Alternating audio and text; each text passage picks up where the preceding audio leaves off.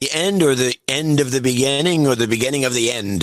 Adam Curry, John C. Dvorak. It's Thursday, January 7th, 2021. This is your award-winning Gimmo Nation Media Assassination episode 1310. This is No Agenda. Picking a color and broadcasting live from Opportunity Zone 33 here in the frontier of Austin, Texas, capital of the drone, star state. In the morning, everybody, I'm Adam Curry. And from northern Silicon Valley, where they shot the Kraken. In fact, it's floating dead in the bay. I'm John C. Dvorak. It's Crackpot and Buzzkill in the morning. Yeah, well, that was rather disappointing. I have to say, I'm very happy there's two of us on this show. Could you imagine if someone like me was partnered with me and we'd just been all in on this with no pushback? Oh, yeah, that's the MoFax show. Oh, okay. All right. No reason to do that, but noted. Oh, I'm sorry, I couldn't. It's a softball. Yeah, you're right.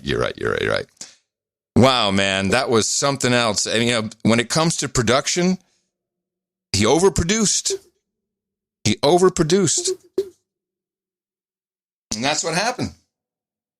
When you overproduce and you don't know what the audience is going to do, it can get really ugly. So what did you see? And I'll tell you what I saw.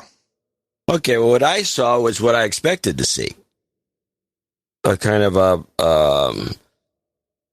some arm waving and, oh my God, and it's something especially to assuage the over 100 Republican Congress people who are, a lot of women, who are Trumpists, let's call them that are very irked by everything, and they're new, and so they get their moment of a little moment. They get to applaud and have some fun during the ridiculous situation. Oh, you're talking about inside the Capitol. I'm still talking about outside the Capitol. That's what did I? Oh, okay. That's what I was looking at. You're talking about the supposed riots? Yeah. That was okay. Well, I saw two things. Mm-hmm. I saw the network news hand wringing, talking about the 25th Amendment, freaking out on the media, showing close-ups of people being hustled around, and then but I spent most of my time watching C-SPAN with a camera positioned all the time, and maybe, I don't know, a couple thousand people milling around doing nothing while people were talking about riots. I didn't see any riots from that perspective. I saw a couple of skirmishes here and there.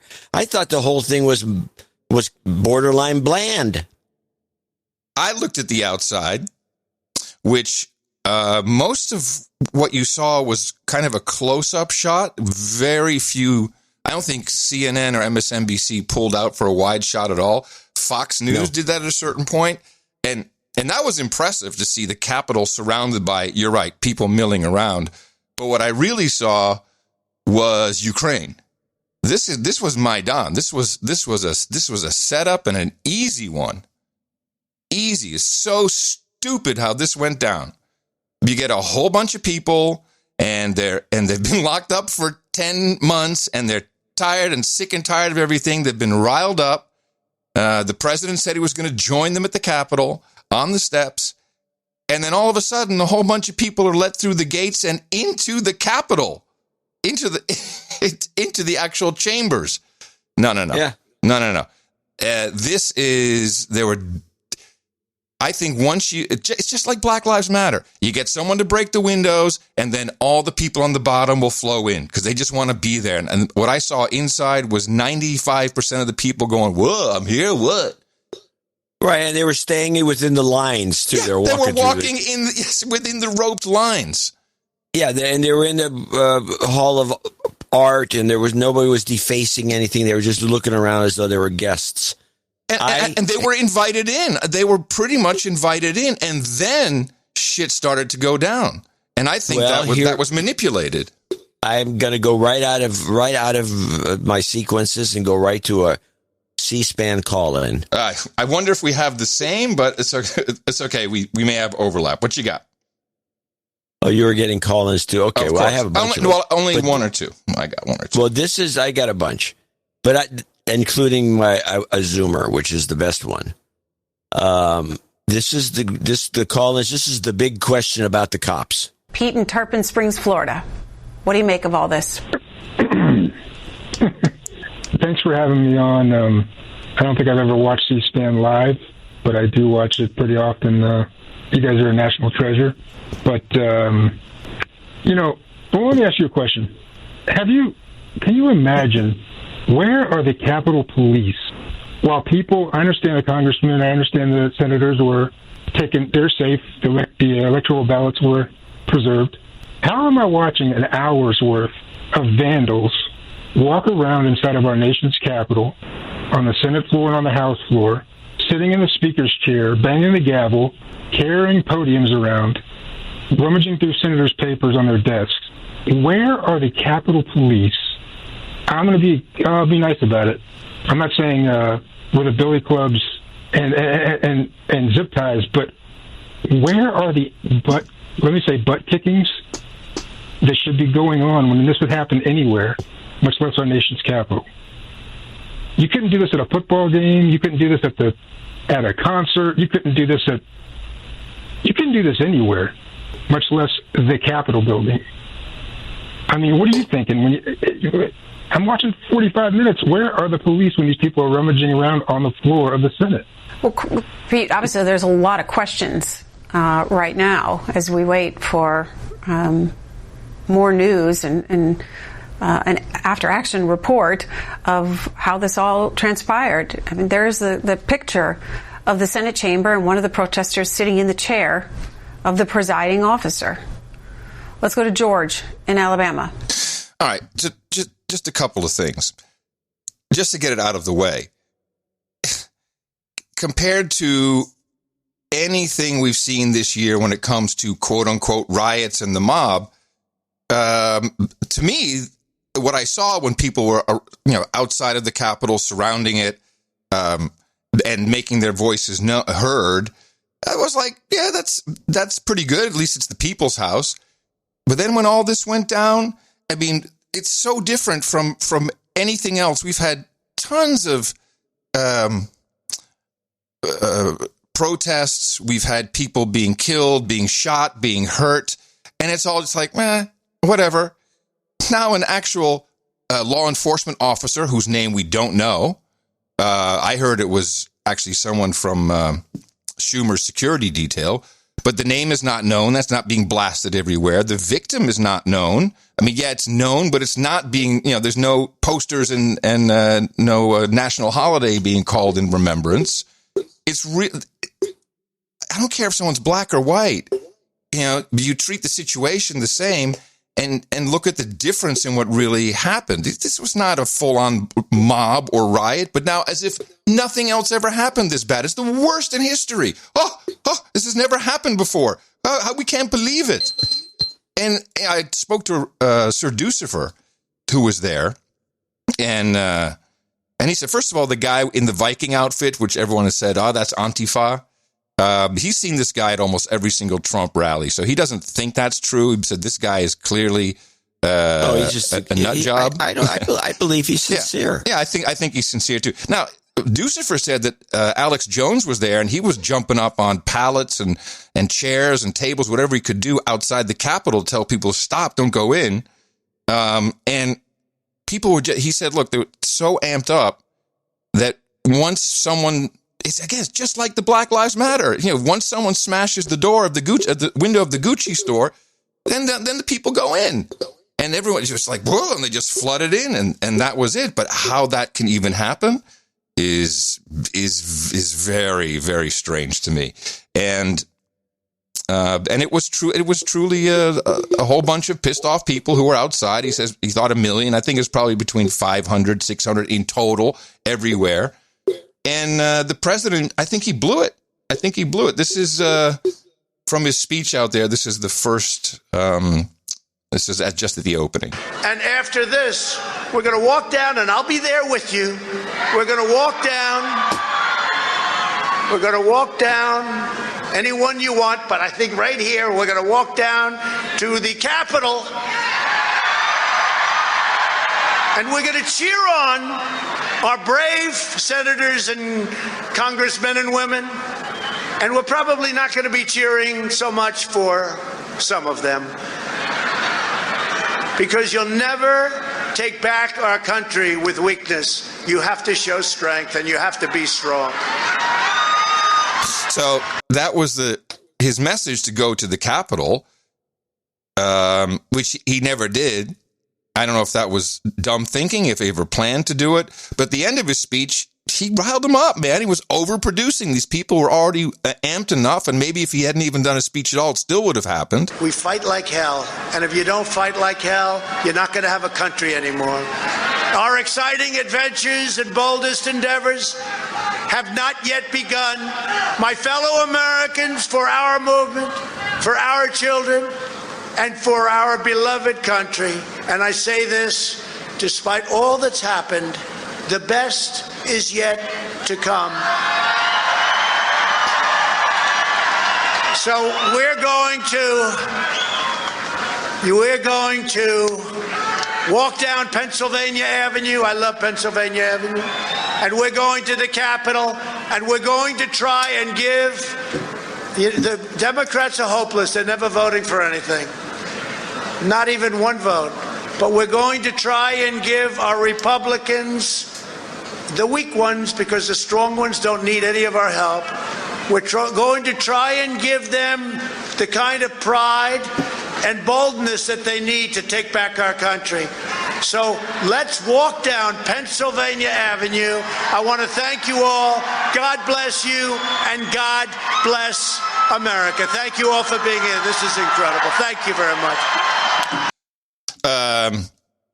Yeah, so when I say overproduced, that was the message. It just went out too far, and all you needed was just a couple of dickwads who were riling this up, which is why I say this is exactly like Ukraine. I mean, here's just a random quote from someone in the crowd. He sounds sincere. Trump supporters. They were dressed as Trump supporters. But I could tell by their conversation that they were looking to do, and I heard them say, we got to shake this up so that these people look bad. And I saw them break a window on the Capitol. I'm an emergency management coordinator in Lehigh County, Pennsylvania. And these people were talking amongst themselves, and I was standing and listening behind them what they could do to make Trump's people look bad. Yeah, I'm pretty sure that's what went down. I'm pretty sure too. It makes nothing but sense. Like I said, when I'm watching this thing from the non-network perspective, C-SPAN, right. It's just a bunch of people milling around. They got a lot of flags, and there's a couple guys with a bullhorn, and it's just like the thing I witnessed in El Cerrito. I mean, it wasn't that much different. And the fact that the people start going in, and I think you're right. It's like anything else. Gucci store gets broken into, people start going in, and they start going in through the windows, and then they were there, and there's nobody to stop them. Yep, and they're roaming around. Well, John, did you see the video of the Capitol Police opening the gates and letting people onto the outside of the Capitol building? I did not see that. Yeah, they just opened the gates, and there's one guy the whole thing was a scam then. Here's a C-SPAN caller, which you can interpret in many ways. I thought this was interesting. Max in Boston. Max, go ahead. Hi, thank you so much for giving a platform for all of us who want to share what we're thinking about right now and for taking my call. One thing I just wanted to get out there, and something that's on the mind of so many young people in this country, is how the reaction from law enforcement of this riot differs from the reaction that was present several months ago during the Black Lives Matter protests in reaction to, the killings of George Floyd. At the time, several months ago, folks were protesting civil rights. They were protesting police brutality, and were met with, a huge show of force from the National Guard, tear gas, rubber bullets. And what we're seeing today is nothing in comparison to that. And what we're seeing today is a full-blown riot that borders on a coup. And I just think that it is so horrifying to see the double standard in this country for protesting, the subjugation of people of color versus a full-blown riot. So that's all I wanted to mention. Thank you. Okay. All right, Max in Boston. So I think he makes an excellent point. Why wasn't law enforcement beating people down like they do with Black Lives Matter? Although he immediately makes it racial, and he says, "Oh, law enforcement's no good." Really? You really think the Capitol Police care about what color the people are who are coming in or what team they're playing for? And Pence came out with his note at exactly 1 p.m. Eastern. That's probably why Trump didn't go up there, is because Pence, as you correctly predicted, didn't do anything that he could have done. And now there's this wild story by Lynn Wood. I don't know if you followed this about Pence, which he started a couple of days ago, and he was calling Pence a traitor. He's going to be shot. It's got to be shot, got to be locked up. This is also from C-SPAN. Carmen in Bellevue, Washington. Carmen. Hi, I'm so grateful for letting me tell you what I've been experiencing. Overnight, there were anarchist tweets. I kept going into these. There would be accounts that would be talking about the end. Lynn Wood, who's associated with Trump, said, Pence is in fact a traitor. I have the evidence, and I have interviewed the whistleblower. I am sending Pence to World of the Blocked. He will never be released. He will spend eternity there. Okay, then he retweeted early, or a little bit later at 5:30 a.m. Pacific time. I'm sorry, I'm shaking because I saw this happening and I didn't know who to tell. But Ron Watkins, who's the administrator for QAnon, he tweeted out 3 of 3, and on the very bottom, luckily I. You know what, Carmen? I'm gonna stop you there. I don't think this time. Yeah, fine, okay.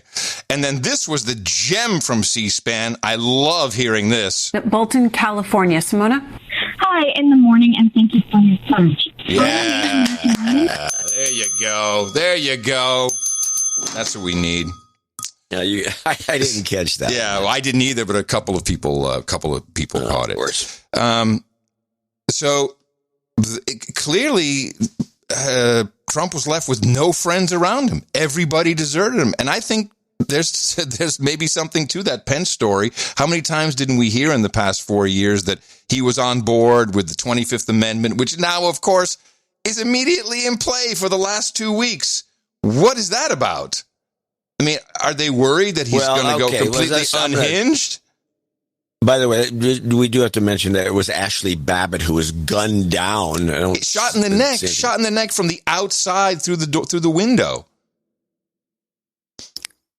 Not just not to what I saw. I saw that video. Oh, there's a bullet hole right there. The bullet hole was there, but that wasn't where the shot was. You saw the gun come out. The doorway. To be honest, you sent me the video, and I've seen it.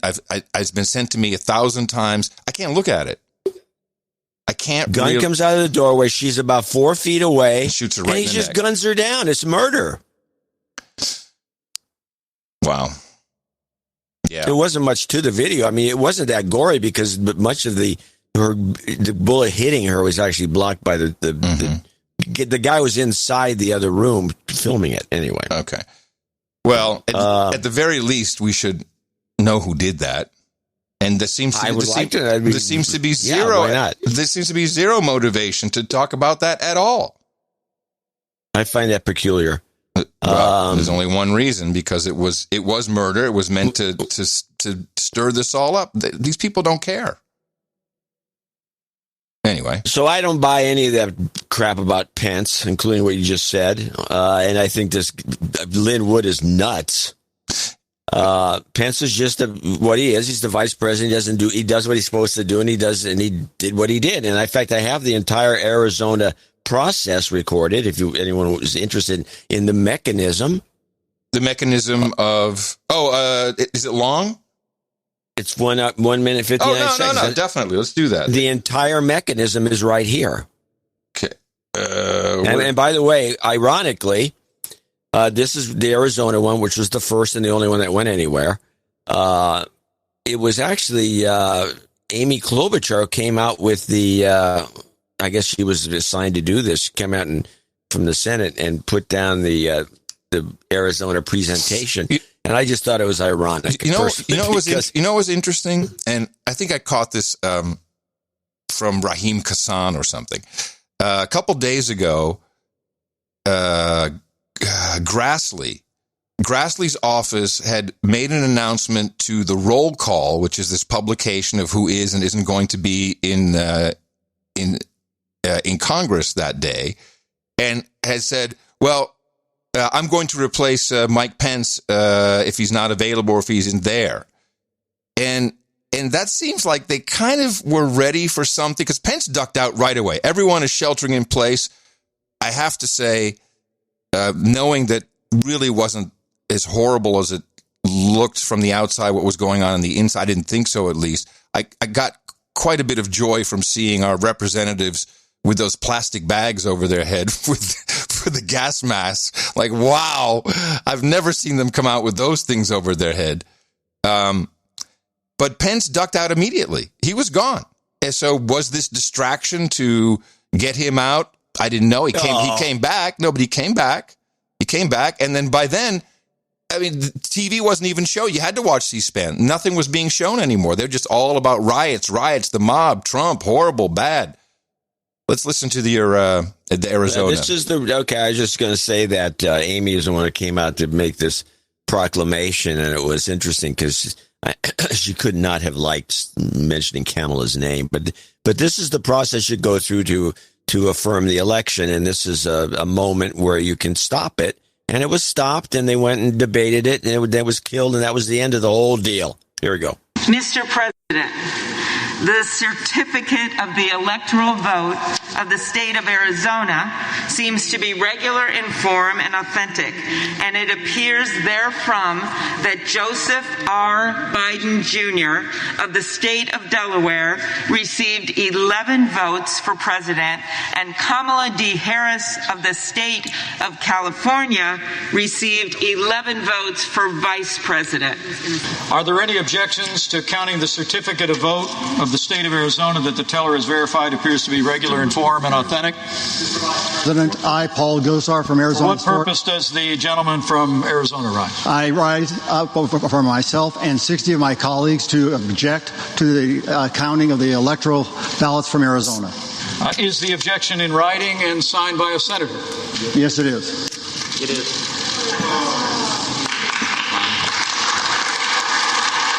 An objection presented in writing and signed by both a representative and a senator complies with the law.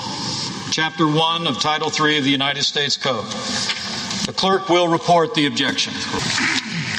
Objection to counting the electoral votes of the state of Arizona. We, a member of the House of Representatives and a United States Senator, object to the counting of the electoral votes of the state of Arizona on the ground that they were not, under all of the known circumstances, regularly given. Are there further objections to the certificates from the state of Arizona? The chair hears none. The two houses will withdraw from joint session. Each house will deliberate separately on the pending objection and report its decision back to the joint session. The Senate will now retire to its chamber. Right. So that wasn't actually the moment when it kicked off, though. Was it? What do you mean? That was the moment when it kicked off. No. It was the exact moment when it kicked off. I guess I was watching Pelosi. She was gone. She was gone right away. She was gone. Because I saw some representative saying, Madam Speaker, Mr. Speaker. And she just like whooped, and no one knew it was happening. Now, all of this will be hashed out, I'm sure, by many smart people for many, many weeks. Here's what I focused on, and thanks to Neil Jones, producer Neil Jones, for helping me with this. The problem that we have now, and we saw this brewing, is that now we have the hashtag remember. Anybody who did anything, anyone who said anything positive about Trump ever in their life, they shall not be forgotten. We have to remember. They have to account. And here are some examples. And this is the troubling part. This is really this has to stop what is going on now in the mainstream media and on the floor of our Congress. This is Romney. What was this douchebag? There we go. Now we gather due to a selfish man's injured pride. What happened here today was an insurrection. Is he talking about himself? Here we go. Listen to what he says. What happened here today was an insurrection. Those who choose to continue to support is a dangerous gambit by objecting to the results of a legitimate democratic election will forever be seen as being complicit in an unprecedented attack against our democracy.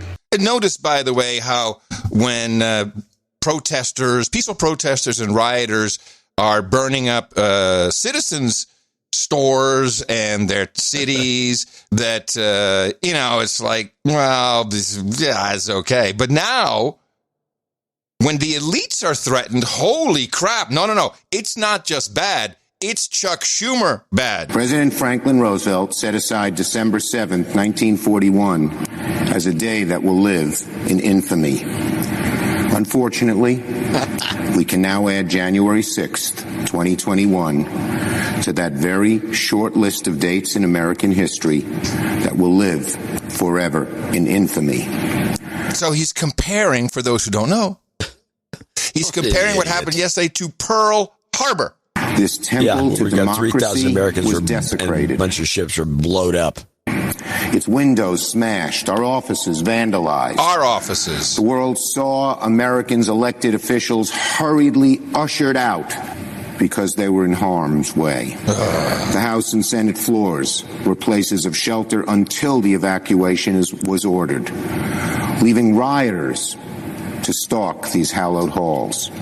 Lawmakers and our staffs, average citizens who love their country, serve it every day, feared for their lives. I understand that one woman was shot and tragically lost her life.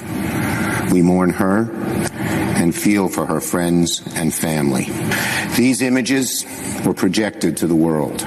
Foreign embassies cabled home their home capitals to report the harrowing scenes at the very heart of our democracy. Oh, yeah. This will be a stain on our country, not so easily washed away.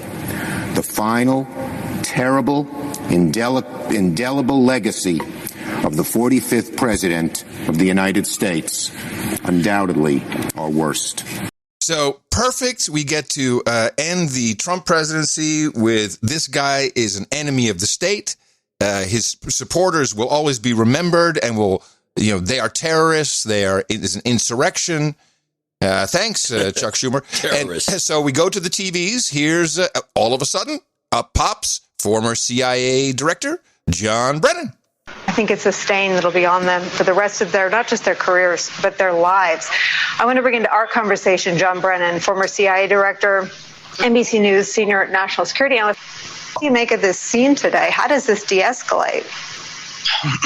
Well, Nicole, words escape me, and I need to try to keep my anger in check. Because when I'm watching this footage of the desecration of our nation's capital, the global symbol of our great republic, and it's happening because an individual... Stop the clip. It says he uses the word desecration. Mm-hmm. Thank you. These people walk through the halls of the art that was all over the Capitol building. They did nothing. They didn't have cans of spray paint. And just within recent memory, of course, there was some sort of a protest in Washington D.C. where they tried to tear down the Washington. They want to rid themselves of the Washington Monument. They're spray painting Jefferson, tearing down George Washington. The real desecration. There was no such desecration, but he uses that word. And even beyond that, this guy is one of the worst people ever. No one has a problem with getting rid of paintings of racist presidents. No one has a problem with taking down statues. Now this is the hallowed hall, you see. I mean, they have literally taken down busts of presidents who were slaveholders. Take it away. Can't be in the Capitol. They don't care. They're just making this up. But yeah, desecration of the hallowed halls where no citizen may walk. I think, by the way, we have the right to go in there anytime we want. But anyway. Because when I'm watching this footage of the desecration of our nation's capital, the global symbol of our great republic. Is the Capitol the global symbol? No. And it's happening because an individual in the White House who has the title of President of the United States. By the way, the criminal always likes to return to the scene of the crime as soon as they can. But has never fulfilled those responsibilities. is the one who actually has encouraged and incited this. But I must tell you, I have never, ever seen something like this. I never imagined I would see something like this in the United States of America, in our capital. I also wonder, as has been said before, why has this been allowed to happen when we saw at Lafayette Square, right across the street from the White House, these very aggressive and authoritarian tactics that were used against peaceful protesters. Listen to this. Who were not violating, in fact, the nation's capital. And so I think there are so many questions here. So he's putting a little bit extra cherry on top by saying, oh, yes, looks like law enforcement really helped them because they're on Trump's side. Yeah, they were on that side. That's why they let them all in. Yeah. Oh, and they were white. However, according to Ducifer and a couple other people, it said there was an inordinate amount of Asian Americans who were rare and very pissed off, which I thought was an interesting observation. Well, now, they didn't show that on TV. No. Over on CNN, Anderson Cooper kind of takes the cake when it comes to bitching and moaning about someone.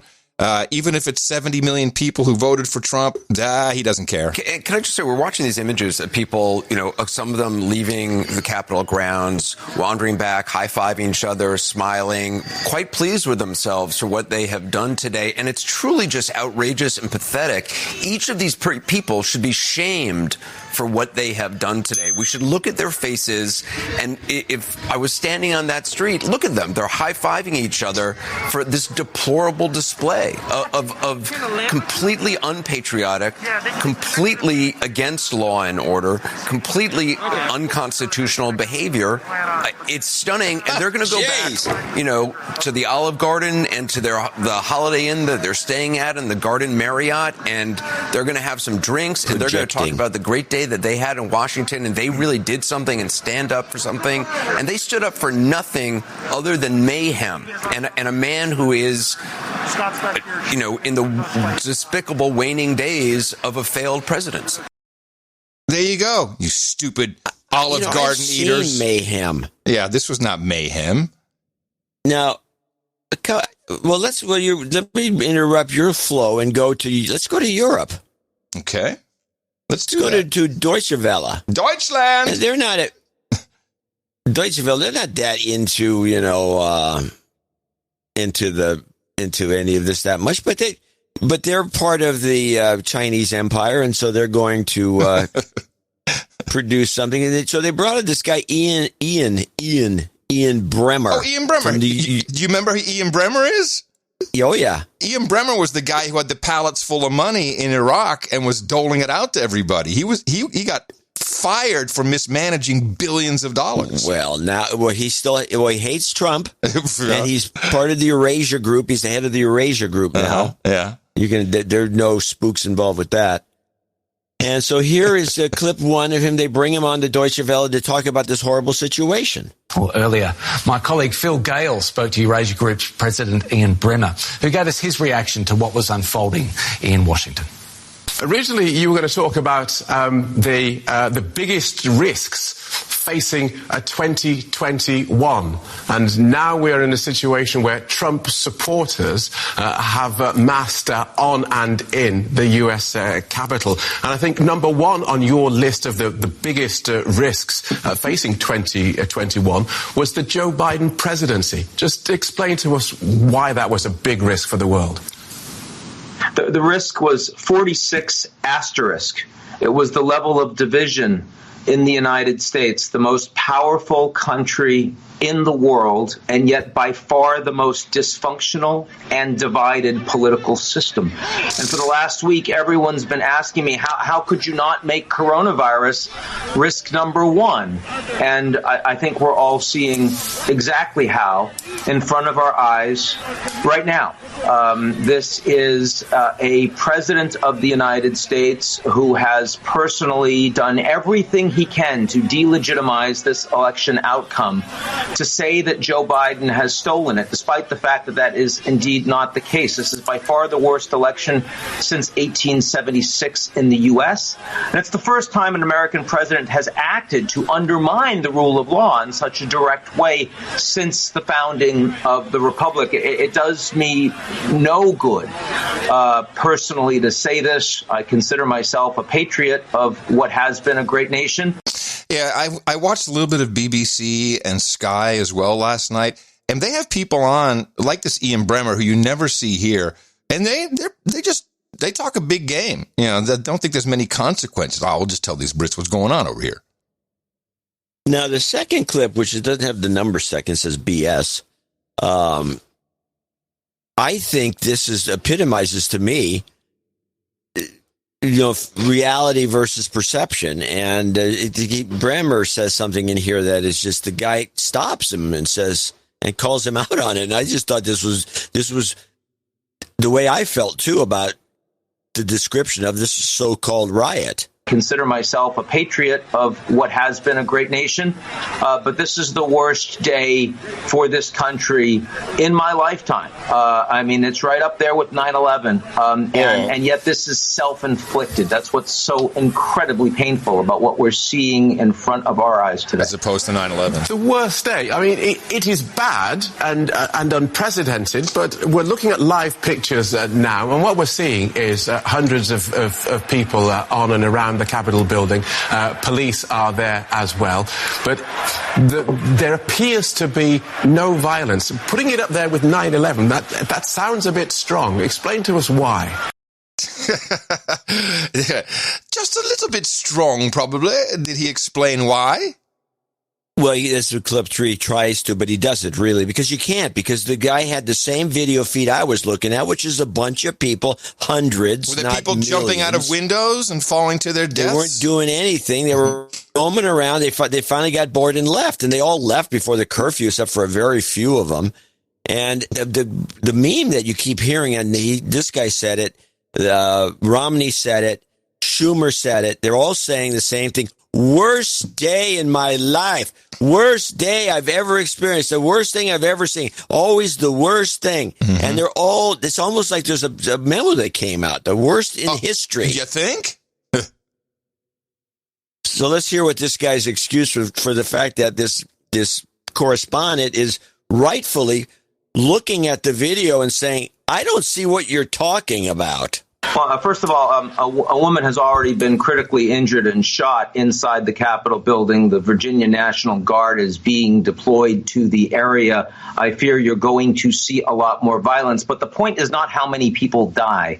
The point is that nearly half of the American population actually believes that this election was stolen, believes that Joe Biden is not their president come January 20th. And that is a lie that has been directly propagated by the president of the United States with the support of a majority of elected officials in the Republican Party in the House and the Senate. Yeah, and with that, the PSYOP is complete. That's right. You can never talk about these things. Not my president. Yeah, can never talk about these things ever again. That's never happened before, by the way. That's what's new. Not my president. This idea of not my president, never heard of it. Well, and this is I mean, it's not unexpected, but from the same people who want peace and calm and love and equality and equity and justice. But if you voted for Trump, no. You're not afforded that. You had 4 years. Now we're going to get you. We're going to get you. Here's Nora. As a result of this mob descending on the Capitol. Stop. What? I don't have any Nora clips. I feel bad about it. She was the absolute worst of the worst. She was so horrible. Yeah, it was pretty bad. I'm watching her, and she is a horrible, horrible, horrible woman. She's a horrible woman. CBS is get rid of her immediately. as a result of this mob descending on the Capitol after being incited by the President of the United States. And it was not incited by the President. After being incited by the President of the United States, his son and Rudy Giuliani. This has led to this. She should have said, after being incited by the President of the United States, his son and Rudy Giuliani, and a couple of podcasters. Incited by the President of the United States, his son and Rudy Giuliani. This has led to this extraordinarily historic, and historic sounds like a positive word, but I don't mean that because we've just never witnessed anything like this in our life. Oh, please. Okay, it's nothing. Witness nothing like this in our life. Let's go to Savannah Guthrie over on NBC. At this really dark moment in our country, it calls into mind our history, and that this democracy, this only a few hundred years old, is fragile, as we've heard many of our leaders say today, and that notion of somebody just grabbing those electoral votes, which of course represent the will of the people and the voters who came and exercise their precious right to vote. It actually, I think it really puts things into sharp relief at this extraordinary moment in our country. And Casey, honestly, there are probably folks tuning in here who are just living their lives. We're in the midst of a pandemic. We have an actual crisis going on, a health crisis in our country. And now there's this crisis that did not have to happen. Well, crisis didn't. CNN was better than this. Yes, you want to say? I'm going to. CNN was better. This is a funny idea. CNN's better. Now, I have to point out something. Another clip I didn't get. I'm glad you got these clips because I was getting other clips. I have a clip limit. When I get to a certain number of clips that fill a certain page, I'm like, so I didn't go back and get the Savannah Guthrie and all this, but I saw that stuff. It was really pathetic. But the one I may go back to get and pull it back for Sunday was on PBS. It was Lisa Desjardins. Oh, I can't believe you didn't pull that one. I've got it. I just didn't produce it. Mm-hmm. And the whole, what's her name? I forgot her whole. Who's the head of the PBS News? Not Blondie. Amy, but Lucy, Alice. Lucy. Lucy. She's now Lucy. What the hell is her name? She's on there. I forget her name now. I did too. I don't know why. It's just I think she's going to quit. She was flustered. But Lisa Desjardins was yakking away about, and she was shook up by this. She got a hold of some Republican senator, I believe, or a congressman, who blamed the entire episode. Judy. What? Judy. Oh, yeah, Judy Woodward. Yeah, Judy. Good old Judy. Man. We're already forgetting her name. She's fading. Yeah. This is a bad sign, by the way, for her. So she's going out, and she was shook up by the fact that this guy, this congressperson, told her that it was the media. This whole thing was the media's fault. And I guess he read her the riot. Yes. This is exactly why you're seeing them act like this. They are scared crapless. She was really shook up. She was shaking. You got to get and that. And Judy, after that, could not, and this is the clips that you'll be looking forward to. She could not get through a sentence. She was stumbling and fumbling and trying to collect her thoughts. She was a wreck. I think the media's got to be coming to grips with the fact that this is their fault. Well, the media is getting it front from right straight on. I mean, I saw the crowd moving back towards the cameras, and it's sad because these are likely just independent camera guys and independent producers who are stringers and doing something there. And people just walked up and just kicked their lights over, kicked their cameras over, just trampled over it. And this has happened everywhere. Fox News. This is Griff Jenkins. So, it's a mixed bag, Bill, really, on how people feel about the election and why they came out here. And then, of course, the situation you're seeing, which is a totally different level of violence than what's happening out here where we're being heckled. But inside that Capitol, obviously a different situation. There is a lot of, as you can see, this gentleman's yelling at me saying, fake news, Bill. And if you listen to the president's speech today, he began that speech by going after the media. And he ended it by going after the media, and he talked about the media all the way through it. And now that message from the president clearly is being reiterated by many of the supporters out here as we walk in the streets and try and tell their story. Bill? So that's the Fox News guy. He gets off easy. But now let's see how afraid CNN was. CNN really, man, they really did a good job. You already heard Pooper. Van Jones, I got to respect Van Jones. He did add a little bit here at the end, which made him sound almost human. We don't know what we're looking at yet. Is this the end of something or the beginning of something? Is this the death throes? The old trick. What old trick? The old trick is the beginning, the end, or the end of the beginning, or the beginning of the end. Just throw it in. Death throes of something ugly in our country, desperate, about to go away, and then the vision that Biden talked about is going to then rise up? Or is these the birth pangs of a worse disorder? Oh. That's where we are right now tonight. Did he say disorder? Hold on a second. Or is these the birth pangs of a worse disorder? Yeah, I mean, worse disorder, yeah. Yeah, disorder, okay. That's where we are right now tonight. And I think the country's got to make a decision. I don't want to be partisan. I understand some of these people, if their social media feed is only showing them example after example of anecdotes of vote theft, statistical, magical thinking that says that the election was impossible. And so they've been bombarded with that. And because they've been bombarded with that, they're angry. Fine. You have a right to be angry. You don't have a right to insurrection. You don't have a right to sedition. Yeah, you don't have a right to break into buildings and hurt police officers. There has to be a line. Yeah, we actually do, as per the Constitution, have that right. John King, Shorty from CNN. It's a scary scene, plain and simple. It is a scary scene, and every American has the right to protest, even if what they're protesting is a fantasy. I guess not. Jake Tapper takes the cake. Again, this guy was out of control. I watched him too. He was out of control.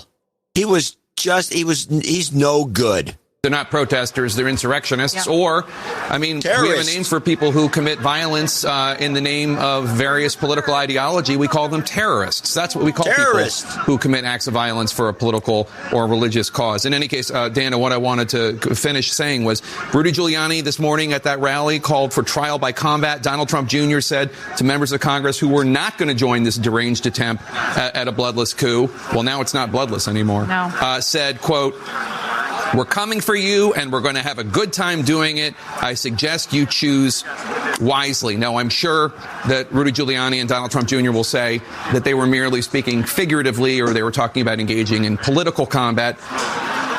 Maybe they were, maybe they were not. I think it's pretty clear that a lot of people took a different message from the rally in general. Actually, it was one of the tamer ones. Over on Fox, racism was on everybody's mind. For some reason, Donna Brazile, who for a while there, she was running the DNC. She was on CNN. Then she got caught smuggling the questions to Hillary Clinton. She got fired, and then Fox hired her. Listen to her response as she comes back from Dana. With a lot of elation for the 80 million that voted for Biden, and terrible distress for those who voted for President Trump. But again, the country was founded on ideas. It was not founded on one person or one man. And if we get back to our principles, we get back to those ideals, remember to pray together and hold each other up, we'll be all right. I like that message. Thank you, Dana. Do we still have Donna for one final comment? Yes. Donna Brazile? Dana, You're on. I'm here. Dana's so right. So right. We're resilient. Truth wants to come out, anybody? Dana is so white. How does that happen? How do you mess up Dana's so right with Dana's so white? You got to be thinking something like that. Embarrassing. Embarrassing. Dana is so white. I'm going to give you a clip of the day for that one. Oh, that's very kind of you. Clip of the day. All right, now we have the. By the way.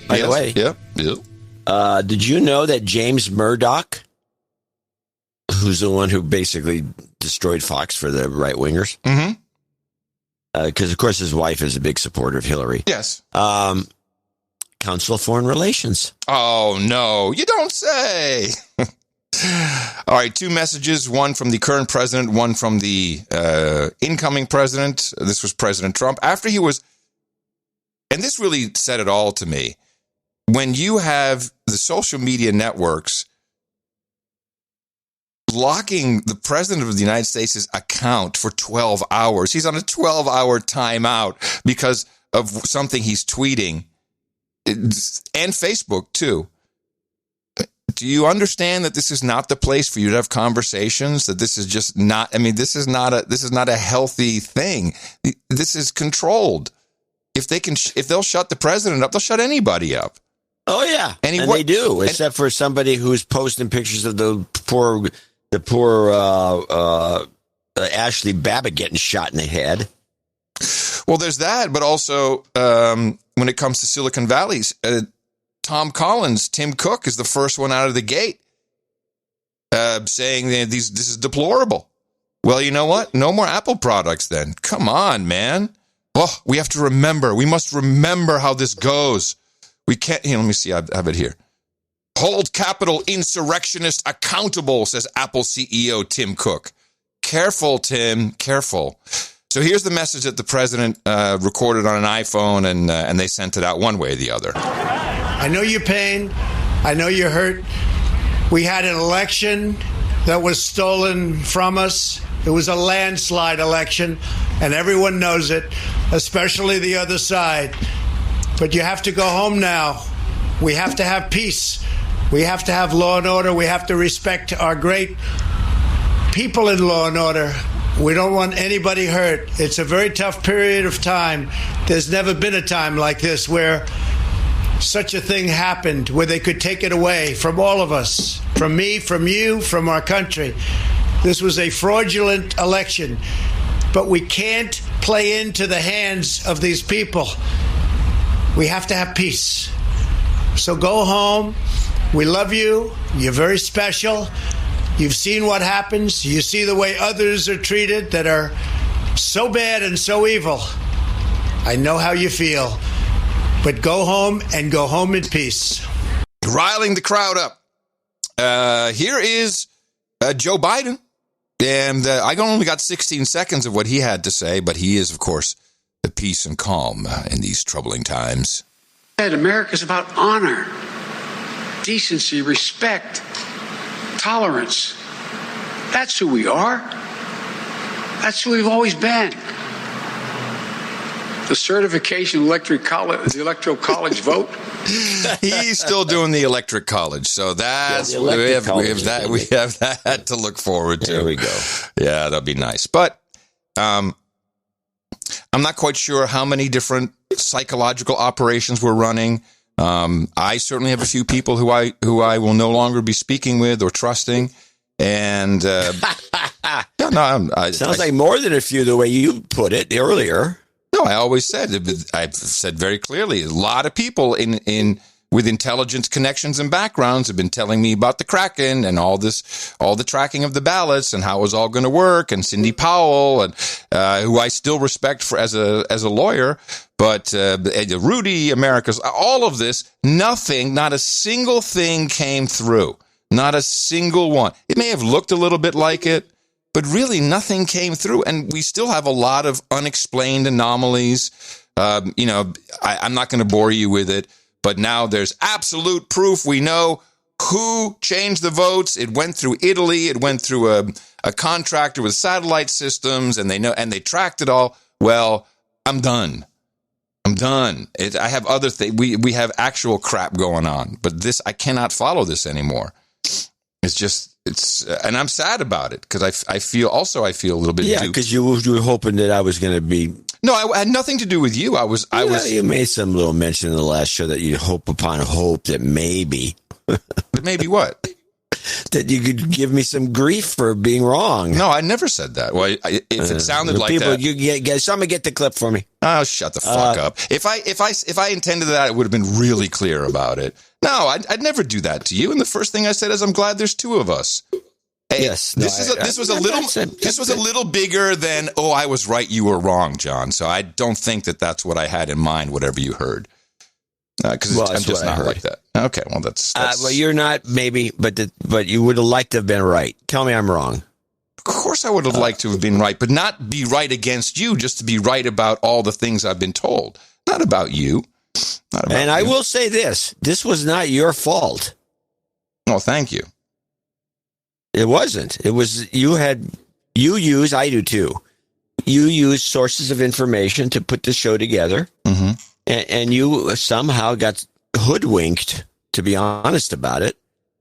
Or they got hoodwinked, and they were so sincere that they got you to believe them. The whole thing was a fiasco. Well, hold on. Let's just separate the things between believing and reporting with conviction. It's not like I'm believing anything. I'm saying this is what I'm hearing, and I've been consistent. I didn't say this is true. I said this is what I'm hearing. And you know, we had the story, which was really sketchy, about 2 hard drives with Hunter Biden, which came through in barely legible English, turned out to be true. So that's why I report these things. Yeah, that is true, but that was repressed. Yeah. Well, yeah. We'll have. I have an essay coming up. That's the stuff I'd like to focus on moving forward. Is like, let's deconstruct the new world order that is coming in to build back better.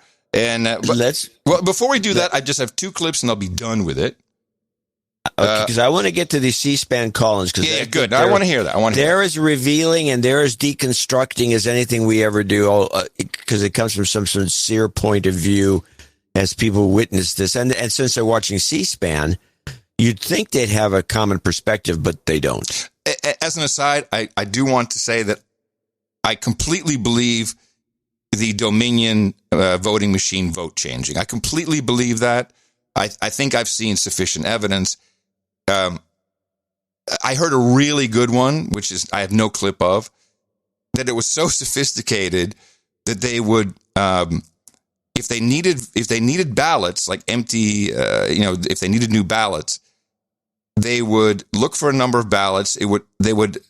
Whoever they was checking the voter rolls in real time to find some names, and then was spitting out these names to be added to these ballots. Could all be true. I don't know. The Dominion vote, we have to get away from these stupid voting machines. That clearly is a problem, and I still think there was enough switching going on. Doesn't matter. I'm going to play these 2 clips, and then we're done with that until some actual proof comes. This is from the Senate runoff. Same machines.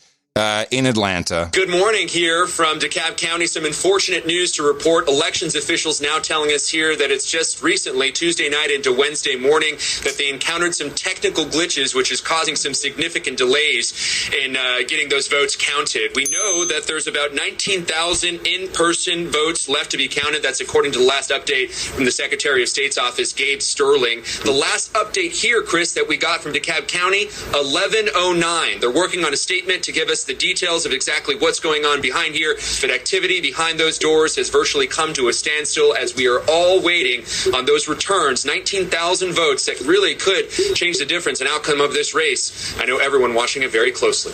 Chris? Now, Nick, people are going to seize on this, so let me just give you a quick follow-up here. What is the best reckoning right now of how officials are explaining what the problem is and what it isn't about? They're not. Just plain and simply, they're not. They are giving us very limited information, just saying on the record that there are technical glitches. Now, we did hear from somebody inside, but that wasn't from an official, so I don't want to repeat these unconfirmed information. There are some rumors floating around here exactly what can happen, but we don't want to tell our viewers unconfirmed information. Right now, though, what officials are saying is that there are technical glitches causing delays, and we're expecting to get some details here in the next few minutes. Okay, glitches all over the place. We get no answers to that at all. By the way, the mailing voting is clearly what the biggest problem was. I'm going to play this anyway. It's 1 minute, 15 seconds. This is the woman who's going around saying she is positive proof how the Dominion votes were changed. I just want to play it so we've heard it. The theft of the election was orchestrated in the Rome embassy on the second floor of Via Veneto by an employee, Stefan Serafini, Foreign Service officer of over 20 years. He retired the day before the election to ensure he would not lose his pension, unlike what happened to some of the FBI agents who betrayed our country in 2016 and did lose their pension just days before their retirement. So Stefan Serafini coordinated with a General Claudio Graziano. And General Graziano, is on the board of Leonardo, the defense contractor, Leonardo SPA.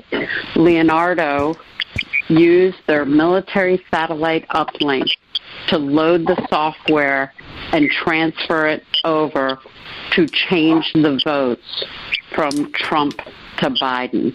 So what everybody's been saying is that we know something happened. The proof that was missing, the very basic who did it, where did they do it, and how did they do it, has been missing from all of the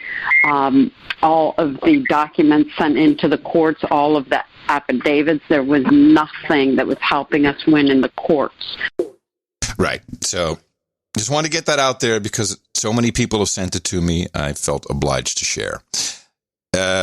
Final thing, we have a lot more to discuss, but we now have, I think, the following situation with political parties in our country. Whatever the Republican Party is going to be, so I think they're probably going to be more center of right than any idea of far right. This is the working class. This is close to Democrats, really. Fiscal conservativeness, and who's going to run that? It's destroyed. I don't think Trump can bring all that back together. But what's happening with the Democratic Party, I think we're going to see the split now taking place, where we have the Socialist Democratic Party, and I think the Nazi Party. I really do. I think you're going to have this group of people, like you heard speaking there, who are going to go after the new Jews, which will be the Trump supporters, and they're going to act like Nazis. So it'll probably be small. It could gain ground. So you'll have those two pretending to look like the same socialist movement, but I really feel they've split in two. Squad over here, and then the real a-holes who've been there for a long time. They're going to start locking people up and doing all kinds of nasty crap. Well, okay. I'm not seeing it that way, but how do you see it? I think the Trump thing is a real thing. The Trumpsters, or whatever they call them. I think what it's done is it's shed a light on China, it's shed a light on immigration and some internal policies and regulation. And I think it's sensible, and I think it's going to continue. And I think the Democrats are going to be the Democrats. They're fractured. They've always been fractured. I think this other thing about getting back at the Trumpsters is exaggerated. And because of Biden won't let it happen. Biden's very much a anti-division guy. He wants everything to be. Biden barely has a pulse. Biden's not going to do anything. Now Biden's going to make some decisions. Biden's going to do a lot more than you think. Really? Yeah. Like what? I think he's going to do what he can to keep this anti-Trump thing from getting completely out of hand, even though he's the biggest one of them. And he's going to just try to calm people down. And then he's going to have to get us through the Depression, which is something Democrats, think they can do. And that's what's going to happen when the economy collapses. All these theories are out the window. And that will take place probably in the next 2 years. Definitely before the 2022 midterms. So you think Trump's going to continue to run the party on the outside? Yeah. Oh, man. Well, the media will love that. They need that. They desperately need that. The media is going to make it happen. And you're right. They need it bad because they're going to be out of business if they don't have Trump to kick around. Yeah, the best thing you could do is not help them, but because that's really the problem. I mean, you can't have a country. Well, I don't know. I go back and forth. Well, I think the problems are deep rooted, and I think they extend to the education system. But let's just do a couple of C-SPAN call-ins. No shit. Okay. There's a variety. It's funny you caught every one of those that you played. I didn't get. Yeah, that's how it works. But let's go ahead the call-ins, and let's start with the California Libertarian.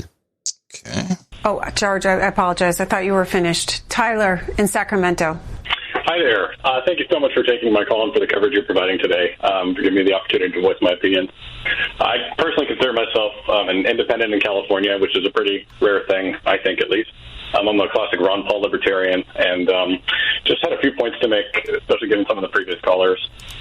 I personally don't think it's any real surprise what's happening today. I mean, having watched a lot of the hearings, and you constantly hear this, but on what evidence? But where's the evidence? And I think a lot of the people out there were paying attention to the hearings that were going on in Michigan, Pennsylvania, Arizona, and Georgia, and we saw these people that had submitted these affidavits with purported election, shady things going on, and I think that those are the questions that people really want answered. Watching Ted Cruz's speech this morning, it kind of brought to light, I think, what should have happened. And, he said if a member of Congress votes against an objection, a lot of voters are going to hear from that is that you don't think voter fraud is real. And that's a big deal. So in my opinion, I think that restoring election integrity is the most important thing. Hearing this constant Chicken Little syndrome, the sky is falling. The sky hasn't fallen for the last 4 years. While Trump was in office, we've been hearing the same thing for the past four years. As somebody who doesn't have a dog in this race, I didn't vote for Biden. I didn't vote for Trump. I'm very much, always feeling disenfranchised from my seat. So from my angle, though, Trump will go. He's not going without a fight, but he will go when it comes time to it. And, there was a previous tweet that said invoking the 25th, encouraging Mike Pence to invoke the 25th. It's my mind that would be the quickest way to a civil war, which I really don't want to see happen. And it's scary to see how much divisiveness has sort of entered into this country over my short lifespan. I'm only 33 years old. Yeah, it's Ilhan Omar who was yelling impeachment. That's not helpful. That's not helpful. In fact, well, here's the. But now that you bring that up, I do have to play this clip. This is tweets from C-SPAN, and they're reading tweets, and this is where you get the 25th Amendment and Omar. The National Association of Manufacturers just asked Mike Pence to, quote, seriously consider invoking the 25th Amendment. That's the amendment calls for the removal of the president if he is incapacitated. This is from Chad Pergram of Fox, who tweets that Democratic Minnesota Representative Ilhan Omar preparing articles of impeachment for Trump. And then Lisa Murkowski, senator from Alaska, with this tweet saying that the dangerous destructive activity at the Capitol is continuing to unfold. I, along with other members of the Senate, are secure, but the situation is clearly not safe. It is truly mob rule. Mob rule, yeah. Riot, insurrection. Oh, yeah. Now, what isn't noticed, at least by anyone but me, is why is the National Association of Manufacturers, of all things, the organization that pretty much took this country and gave it to China. Yeah. And they're coming out with this kind of thing. Why don't they just shut up? What's the National Association of Manufacturers got to do with any of this, that they should be advocating that Pence invoke the 25th Amendment? What is, I mean, maybe the person can say that, but why is the organization as a whole saying this? Well, if I was a manufacturer and I was a member of this organization, I'd be very irked by this. Hold on. What's the name of this association? National Association of Manufacturers, NAM. They're huge. This is not a slouch organization.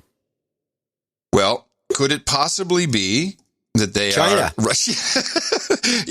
You wouldn't let me get it out, but yeah, it seems like timing. It must be China. It must be China. It's China. Let me see these guys. Yeah. Well, I find it very, very annoying. Okay, back to the clips. Let's listen to I got Martha here, but I think it's Martha. I think this is poor Martha. Poor Martha. Martha in Kissimmee, Florida. Martha, thank you for taking. As you watch this, what are you thinking? This is nothing more than a symptom of what has been going on for years, for decades. The uneducated have been cheated out of good schools, good jobs, factories and other jobs locked down, taken to other countries, and these corporations still getting these tax breaks. And as for those who are educated, how many people are indifferent, who laugh when others talk to them about voting. Voting needs to be made into a law where we have to do it as an obligation, like they do in Australia. We pay taxes, no argument. We have to go to jury duty, no argument. We have to vote. We have to register and vote in every election, no argument. This is nothing more than a result of the displacement between our elite and privileged government and the people who have been cheated for more than 40 years. The poor are getting poorer, the rich are getting richer. Who is going to step up? We need to step up and vote, from dog catcher to president. Okay, Martha. Yeah, that was heartfelt. Yeah. Well, it's true, true, but it's true. The people you saw there, the people who voted for Trump, the majority is really down. Yeah, I mean, really that was down. the idea. I know. It's a shame that they. I know. It's a shame that they couldn't get their act together. Now I got two to go. The last one is the best, but this is the terrorist one, which isn't bad. In Clifton Park, New York. John, your thoughts? I am stunned. I never thought that I could see this kind of thing happen ever in this country. And in my lifetime, I don't hold a lot of hope for whatever statement has been taped by Mr. Trump, because I truly believe that what he wants to do and what he wanted to do when he quote suggested that people take a walk down Pennsylvania Avenue and break into the Capitol is never said that. He wants to watch the Reichstag burn down. Oh, I told you. There it is. When the vice president has to be the one to say people need to leave and only do it by Twitter, while the president just sits and watches television. The level of disgust that I feel, that is usually pretty high for this administration, but we've surpassed that today. It is beyond compare. I'm praying that there are no fatalities. I know there's been one person who's been shot and is in serious condition. Hopefully that's the last person that's going to be hurt. But it looks like these protesters are going to. No, they're not protesters. They're terrorists. Oh yeah, there we are. Yes, they are. The instigators probably were terrorists. All right. Now that guy reflects a classic Lib Joe kind of thing. Period. He's just been a million of those characters out there. But now we get to listen to a Zoomer, and this Zoomer is beside herself. She is and she reminds me of someone's relative. She is she's well educated, obviously over socialized. Every of these things that we've talked about, over socialized, underinformed, mm-hmm. and a lot of cliches in here. She's saying what she's read or what the media has told her. The media is really the basis of this, and a lot of it's the education system, and she can't take it, and she's not well equipped. The education system has not equipped her. I can't imagine what people like this would be in World War II if there were many of them. You are, you are so right. They are not equipped, underinformed, over socialized, and not equipped. Not equipped, and you can hear it in her voice. And she is not just afraid of what happened in Washington, as if she was there.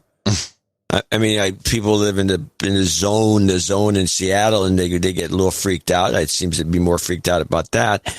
But she is afraid of the world, and here she goes. Katie in Greensburg, Pennsylvania. Katie, go ahead. Hi, thank you so much for taking my call. I just wanted to say, his rally today, it wasn't for anything else than, I think, to generate fear. And fear is his biggest strength. It can turn into, it can just evolve it as an emotion into, anger, rebellion, and violence. And the people in that crowd knew that the count was going on. They knew time was running out. Of course, emotions are going to run high, and he took advantage of that. It's so sad to see that this guy is getting more power or a following by taking away hope from the American people, the people that he was sworn to protect. I think citizens just need to put their faith back in humanity, not him. This man literally put violence on peaceful protesters for a Bible photo opportunity and then was slammed by the church. Like, nothing he does makes sense at all. And then his video response right after the violence, right at the beginning, he's perpetuating that this is a rigged election. And I mean, like, he just got caught on a recording asking for votes in Georgia. And he's going to be there saying, yeah, I know you guys are fighting a good fight. It's a rigged. He was recorded asking for votes. I'm just, like, beyond disturbed. I hope everyone is safe on both sides. I just hope everyone stays safe, and I just hope this awful, awful display of patriotism, and that's not what it is. Like, saying that with air quotes and sarcasm, it's not patriotism. I hope this is a catalyst for people just to really try to get some real change, because it's heartbreaking to know that this is the reality of America. We're not the Catholic beacon on the hill. Everyone has said that. It's just I'm in my early 20s, and knowing that this is kind of what I have to deal with for the rest of my life, and it's really and what everyone else has to deal with, or what people remember what things were better in the good old days. This is just kind of really, really, really shocking, and I just can't believe that it's gotten to this point of violence and just violence and ignorance. Katie in Pennsylvania. I wonder if she called in during the BLM protests. The key there is, and this is something I've recognized, this is what I'll have to deal with. This is the world you've given me. This. I did everything right. I did all the things right. I went to school, and now this is what I have to deal with. It's reverse of what it used to be. I mean, we would say, wow, when I was a kid, we had to walk 5 miles through the snow. Right. True. So it's this disillusionment, which I think part of it is also kind of, if you look at Instagram all day and then you look at yourself in the mirror, you're like, oh, this is no good. Yeah, this is a point this is actually your point that you've made since day 3 of the show, which is the unrealistic aspirations because of the fakeness of everyone's life that is projected. Yeah. And it has an adverse effect on most people even though they will sometimes, I've watched a lot of these people on Instagram and elsewhere, and they'll discuss it. They'll say, well, everyone looks like they're having a great time, but me. And, everyone's having a great time, but me. And then they kind of know it's phony, but for some reason it still affects them adversely. And you end up with this, I don't know how to even describe this poor girl, but she is a quivering pile of jelly, freaked out, biting her nails right up to her knuckles. You could just see that, and holding her top of her dress really tight. And she's a mess. She's a mess. Yeah. Yeah. I have identified this as well. And what's the bad part, and you're right, it truly has to come down to the educational system, because that's where a lot of these ideas, certainly in college, but I think more increasingly in high school. And this is not unique to the United States. I'm hearing the same from the Netherlands. I'm hearing the same from the UK. I mean, I think we'll probably talk about this later on, but just to give you an idea of how strong the programming is and how in control certain people are of true institutions. You've probably heard it. If you didn't, you've heard about it. The daily prayer that opens up Congress, and this is the guest chaplain Emmanuel Cleaver at the end of his opening prayer for the day. May the Lord lift up the light of his countenance upon us and give us peace. Peace in our families, peace across this land, and dare I ask, O Lord, peace even in this chamber, now and evermore. We ask it in the name of the monotheistic God, Brahma, and God known by many names, by many different faiths. A man and a woman. So now, to be politically correct, we take the word amen, and for some illogical reason, we add a woman to it. Wow. Man, you should get clip of the day again. I'm going to have to take it because that is well worth it. Clip of the day. That's a man and a woman. That's where we're going, man. And of course, amen, it means so be it. That is, that's it means so be it doesn't mean a man. Of course not. But that is, and if you look, everything's black men's fault on Twitter. Blame black men. And black women have control now of large, or are being used as control for large swaths of the population. But when it gets to that, I'm not insulted, but I'm shocked. Like, what is going on? I almost expected people to applaud. Oh, very good. Oh, yes. The Pope should be saying it. If the Pope does it, amen, a woman. It's a clown show. It is. Hey, there's something happened yesterday, which I'm surprised that this didn't get a lot of coverage, and that it wasn't, that measures weren't taken, or maybe they were. This was an interesting report. The chilling threat, obtained exclusively by CBS News, was heard by multiple air traffic controllers on Monday afternoon in New York. We are flying a plane into the Capitol Wednesday. Soleimani will be avenged. Sources tell CBS News the Pentagon and other agencies were briefed today about the digitized voice recording and believe it was designed to suggest hitting the Capitol on the same day Congress is set to count the Electoral College results. The recording refers to Qasem Soleimani, the Iranian general killed in a U.S. drone strike ordered by President Trump, and came on the one-year anniversary of his death. Had you heard about that? No, and it sounded like Jeff Pegues. It was definitely the poop guy. And it's a serious report when they bring Jeff out. So it's the real deal. I haven't read up on any pilot forums about that, but that's kind of disturbing.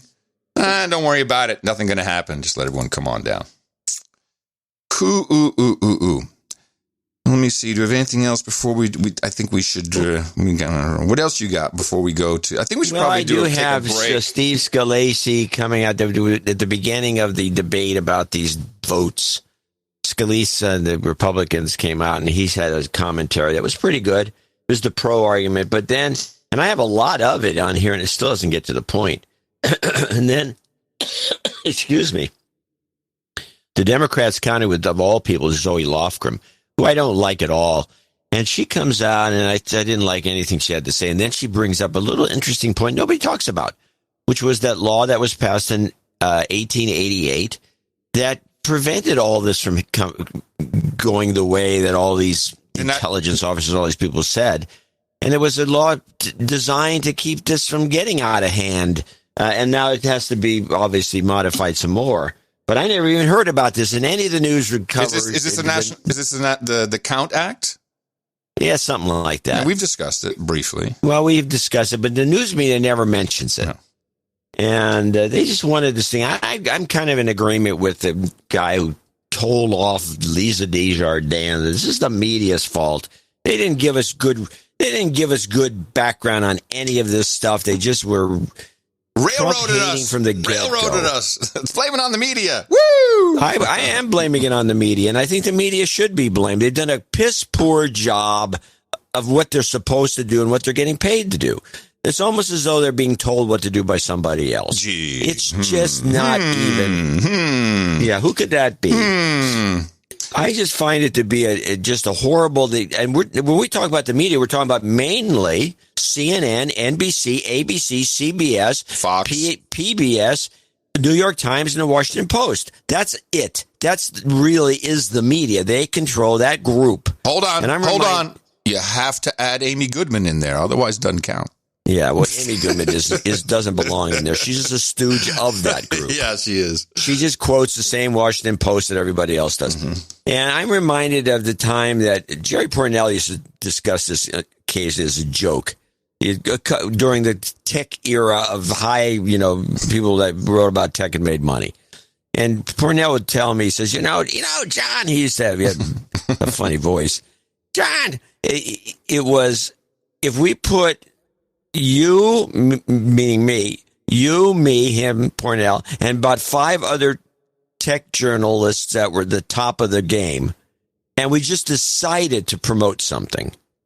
It would sell like hotcakes. It would be very easy to control the thoughts of everyone because you use the same. Start hearing the same thing over and over. This drumbeat, and that's what the media has done with this same group: ABC, CBS, NBC, PBS, New York Times, CNN, Fox, and Fox now. And even Fox flipped. That didn't help. So the public at large was screwed over by the media. They were told what to think. It was interesting. Newsmax, I watched them as well. They were so inexperienced that they were just shell-shocked. Amateur hour. Yeah. They're like, yeah, total amateur hour. Amateur hour, OAN, One American News, amateur hour, Yeah. Newsmax, amateur hour, all these, this cheddar, all the rest of them. Just amateur. Cheddar. They don't know what they're doing. There's only so many professionals in the world that can produce news. Cheddar. Oh, man. Yeah. You want to play any of the Zoe Lofgren or not? I mean, I don't know what else there is to discuss. I really. think it's boring. I mean, I could play it. I just wonder. You knew about the thing. Yeah, she did a good job. She presented it, and then of course I do have one other thing, which is Mitch. Mitch went off on the whole thing. People keep saying, "Oh, Mitch is a big asshole." Mitch was not. He did a very good presentation. He wasn't like Romney. Romney is an asshole. Mitch did his job. And by the way, I never thought about this because he's kind of a mumbler, but Mitch has a very sonorous voice. It's just got some quality to it that is, I don't know what it is. I was listening to it. You don't think that his overall worldview is maybe a little bit skewed by his in-laws? It's a possibility, but I'm just saying that he presented well, and I think, and he shut it down. Mitch shut the whole thing down, and that was the end of it. And that was expected. Well, let's listen to him. You got a clip, this right? is just the beginning. Yeah. This is only the opening. He went on for another 5 minutes. This is fine. We're debating a step that has never been taken in American history. Whether Congress should overrule the voters and overturn a presidential election. I've served 36 years in the Senate. This will be too long. The most important vote I've ever cast. President Trump claims the election was stolen. The assertions range from specific local allegations to constitutional arguments, to sweeping conspiracy theories. I supported the president's right to use the legal system. Dozens of lawsuits, received hearings in courtrooms all across our country. But over and over, the courts rejected these claims, including all-star judges whom the president himself has nominated. Every election, we know, features some illegality and irregularity, and of course, that's unacceptable. I support strong state-led voting reforms. Last year's bizarre pandemic procedures must not become the new norm. But my colleagues, nothing before us proves illegality anywhere near the massive scale that would have tipped the entire election. Nor can public doubt alone justify a radical break when the doubt itself was incited without any evidence. The Constitution gives us here in Congress a limited role. We cannot simply declare ourselves a national board of elections on steroids. Yeah, it's all fine. They've all got to go. Anyone who's old now has to go. I also don't want Trump back when he's 78. No. Not interested. Now, Trump's not coming we need a great reset for our country, and we need to promote some young people. And it's not going to be 2 years. It's not going to be 4 years. This was a once in a lifetime, I think, that we saw with Trump. And the swamp just engulfed him and sucked him down under. The undertow was too heavy.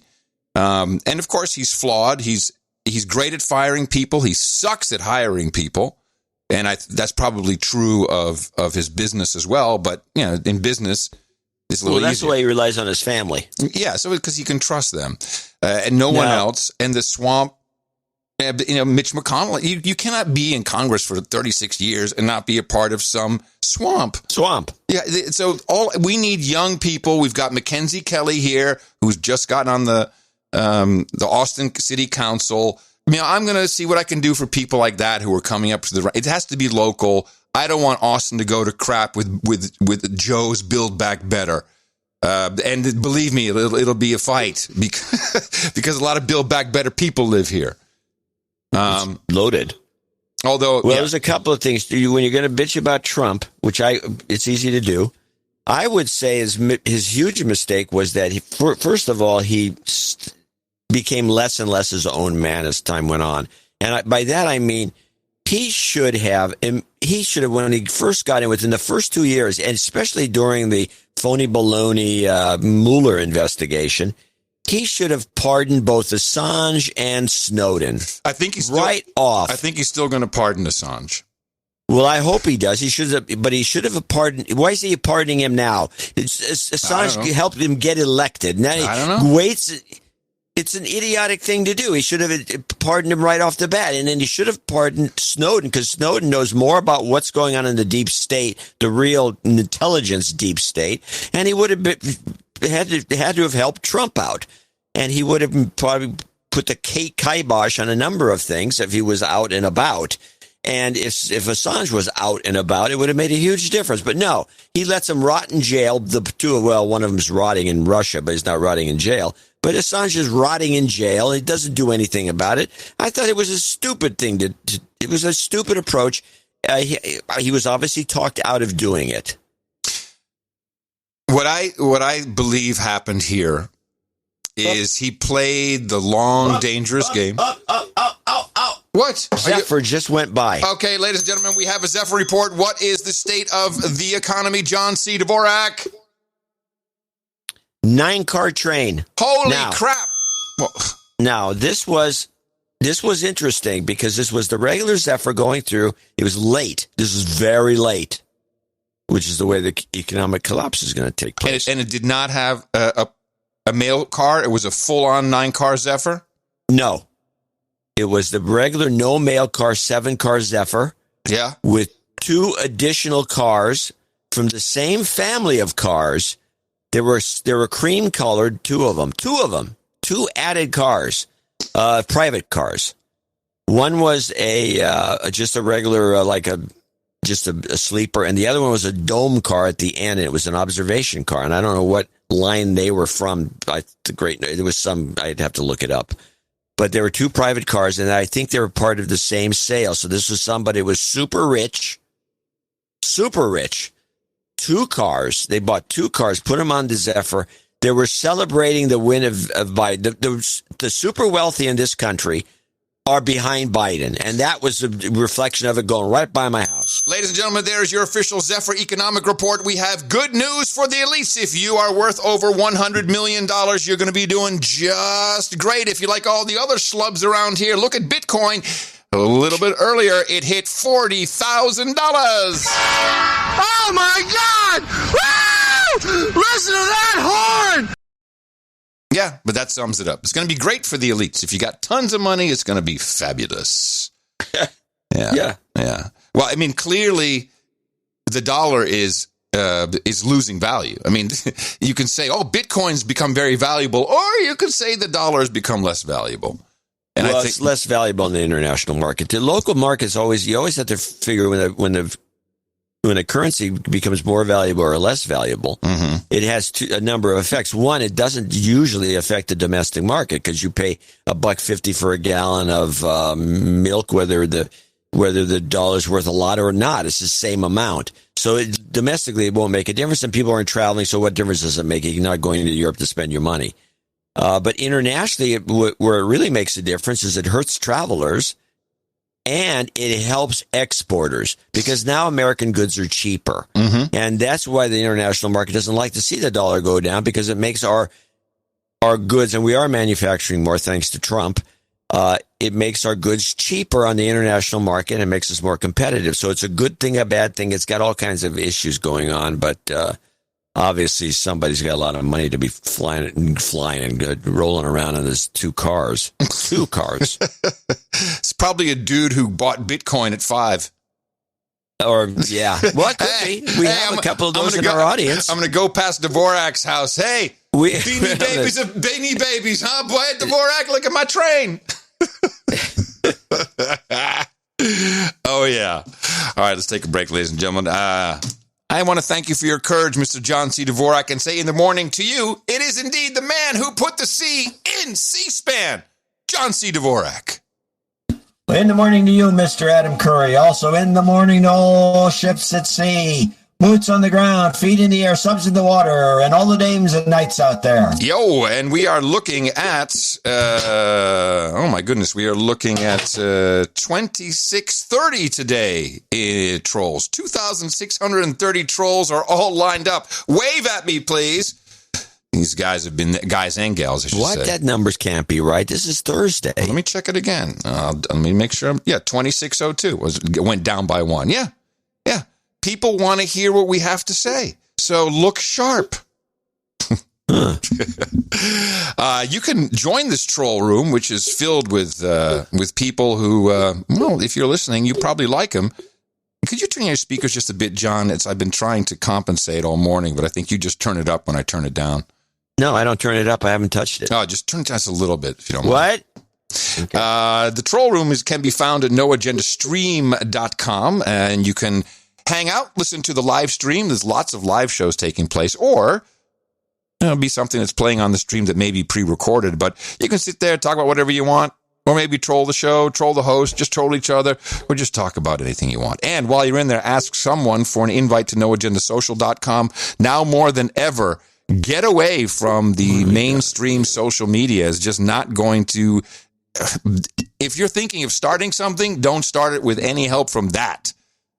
They have no problems deplatforming anybody, taking anybody off anywhere. This is a great thing, noagendasocial.com. It is worldwide. There's lots of other Mastodon instances. We're federated. And the beauty is signal to noise. It's a lot of signal. It's a lot of fun. And you don't have the algo. The algo is not there messing you up. And then I'd like to thank the artist for episode 1309. This was, oh man. And by the way, thank you, Dreb Scott, who is flashing these images for you, or if on a Podcasting 2.0 compatible app. This was the cockroach caviar, which was a well-rendered image. We had a lot of discussion about art for the last show. Yeah, and quite a bit, actually. Yeah, we had... let's see. I'm scrolling through it now. Let's see. Okay, well, first of all, you like the dog collar with shithead. I kiboshed that. No, I didn't. I thought it was funny, but it was nothing I was promoting. I was promoting either that caviar, the bug thing, or the liquid bugs from Martin JJ, because I drink my bugs. You did like that, yeah. And I liked the badge that Riley did. I think the badge was dynamite, which is a patch that people should actually make. It. We both liked the badge. Why didn't we choose it? We chose it because the caviar thing was so slick and subtle. And you didn't like this patch for show art, but you thought it'd be a great patch. That's a great patch. No Agenda shop should make. Yeah, totally. And I agree with that. And then also, the one I liked that I was kind of pushing, but I was not going to push it over the caviar, was Darren O'Neill's mouth-watering mealworms. It was too busy for me. It was not a single joke. Too busy. There's too much going on. And now I'm looking at this art again. I realize that we the other one that we liked was P-Fake, the COVID-19 saline shot, but we weren't going to use that because we'd be deplatformed. Hey, do I really sound like that? Yeah, exactly. Like my mother. P-Fake was one of the ones that you said, no, you're going to get deplatformed. And you were right. Now, the one I'm looking at now, which I looked at after the show, and I realized it was something we kind of missed the point of, or I did, because I would have kind of at least mentioned, was Kim Cheese, Dvorak, Curry versus Dvorak, take the jab. That's a mockery of a boxing poster that neither one of us caught neither one of us caught the humor of that. I'm looking for it. Which one was this? The kimchi? It's right above the mealworms right now. Oh, hold on. It just says Curry versus Dvorak, take the jab, and that was the joke. Take the jab as a punch. Get it? Yeah, I do. Doesn't help if Too obscure. Yeah, it doesn't help if we really have to think about it. The ones that work the best are the ones that get you the immediate laugh. We haven't had many of those recently, but I personally liked the dry gin deodorant. I thought that was kind of cool. Yes, you did. You mentioned that. I found it not interesting or anything. I didn't care much for it. Well, in general, I look at this art and go, "Holy crap! What a great bunch of artists we have!" And it's spectacular what you're doing. And I hope that No Agenda Shop can work with some of you. And I don't know how we don't know anything about them really. Who knows? Once in a while, a donation shows up, and it's fine. It's all good. But there's some dynamite stuff here. Dynamite. And I will remind the artist that if you put a COVID virus image on your art, as did Mr. TSN, it just gets rejected immediately. Well, for instance, and we did talk about this, the Gates Milks coronavirus. Which was not bad. I liked that. Funny, but it broke the rule. Well, two rules actually. Yeah, that rule's out. It had a crappy one of a head of pasted on Bill Gates, which typically I don't like. But he's there milking a coronavirus spike protein into a bucket that says dollars. High concept. Honorary mention, I would say. Honorary mention. I agree. 100%. Honorary mention. Well, thank you all very much, artists, and we look forward to excoriating you again on Sunday's show and highlighting whoever takes the cake. Tontanale, well done. Beautiful. Really appreciate it. I will mention something about Tontanale's piece, because we did discuss it compared to Martin J.J.'s and some other pieces. It's the fact that she used the right font for the caviar on the caviar, and she also had cockroach on there. But I'm talking about the No Agenda font. That No Agenda font. That to use that font, which is a fine. It's not the common kind of a very fine joke font. It's a very fine font. It just indicates it puts the moment of the caviar box into high seriousness. I mean, it's as though this is really a product. I just found this art to be a stunning piece of work that it reflected more the taste, I think, of the artist, just natural taste. It worked out quite nicely. There is no other podcast in the known universe that has this. It does not exist. And thank you, Sir Paul Couture. Discusses it. Thank you, Sir Paul Couture, for diligently keeping the art generator running for 100 years, moving it from Drupal to whatever the heck it is now, Ruby on Rails, and all the artists. And I know you guys get a kick out of doing it, but it really helps the show. Go look at noagendashow.com or .net on your mobile phone and just take a look at how beautiful that artwork looks as it scrolls by. You think you're looking at an art gallery, not a listing of podcasts. That's part of what makes us the best podcast in the universe. It is part of our value for value model. The reason we're still here after all these years is because we don't take any corporate money. It's just impossible. You cannot do that. You're either self-censoring, which makes you suck, or you're being told what you can and can't say, or maybe you have to say stuff. We decided more than 13 years ago we weren't going to do that, and we asked to start this experiment where we all work together, sharing our time, our talent, and our treasure. And we love thanking our executive and associate executive producers for episode 1310. And they brought the treasure for us, and we're going to thank them right now. Yeah, I still find it hard to believe there's that many people in the chat room. Yes, we do. We have a little top heavy, but it's fine with us. Starting with Damon Marie in Round Rock, Texas, 1, 2, 3, 4, 5, 6. This is actually a 2-part note. This is we got 2 checks from in the same envelope. They're from 2 different companies, and I will write. I'm going to actually read the whole note. I'm going to start with the second note, which is WilcoHouseBuyers.com, WILCO housebuyers.com in Round Rock, Texas. This is and this is $1,000, and there's also a check for 1, 2, 3, 4, 5, 6 from the same envelope. Holy crap! From the same producer? Yeah. Holy crap-a-moly. One note came through, and I'm going to read them in backwards order, the 1,000, because it starts with $1,000 note. and it's on one sheet. And I can prove it's one sheet because we can hear I can do that. Yeah, that's true. I bid you in the morning in order to write this off as an advertising expense. Please mention WilcoHouseBuyers.com. It's where you go if you need to sell a beat-down house. Which reminds me of a mutual friend of ours that sells beat-down houses. If you need to sell a beat-down house for cash in the Austin metro area. Wait, who do we know that sells beat-down houses? Well, he's now a newscaster. Oh, any roads. Instead of anyways, he said any roads. Yes, I introduced that. Any roads. Any roads. Please credit this donation to my boy Angel. Oh. Okay, this has to be recredited to I'll Angel. do it. I got you covered. For hitting me in the mouth back in June. I was going to give $950 and let him donate the remaining $50 to become a knight, but lo, that crazy bastard wouldn't get off his ass to do it. I'll get him to the finish line because the introduction to No Agenda is worth it. Okay, from him. Please call him. I don't know if he's on the list, but you can check. Sir Angel of the Heights. If he wants to change that queer knight name, he can donate and change the title. Yes, tricky. Sir Angel of the Heights. Yes, he's on the list for sure. Please de-douche him. You've been de-douched.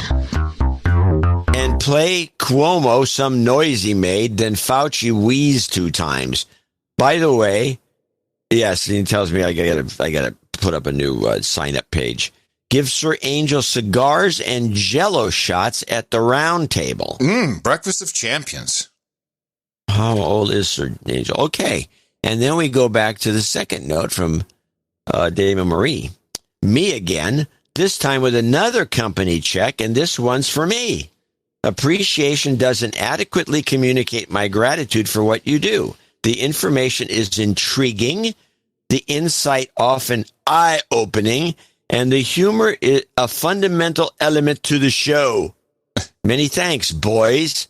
Gotta say, I'm really enjoying the heightened level of contention between mom and dad.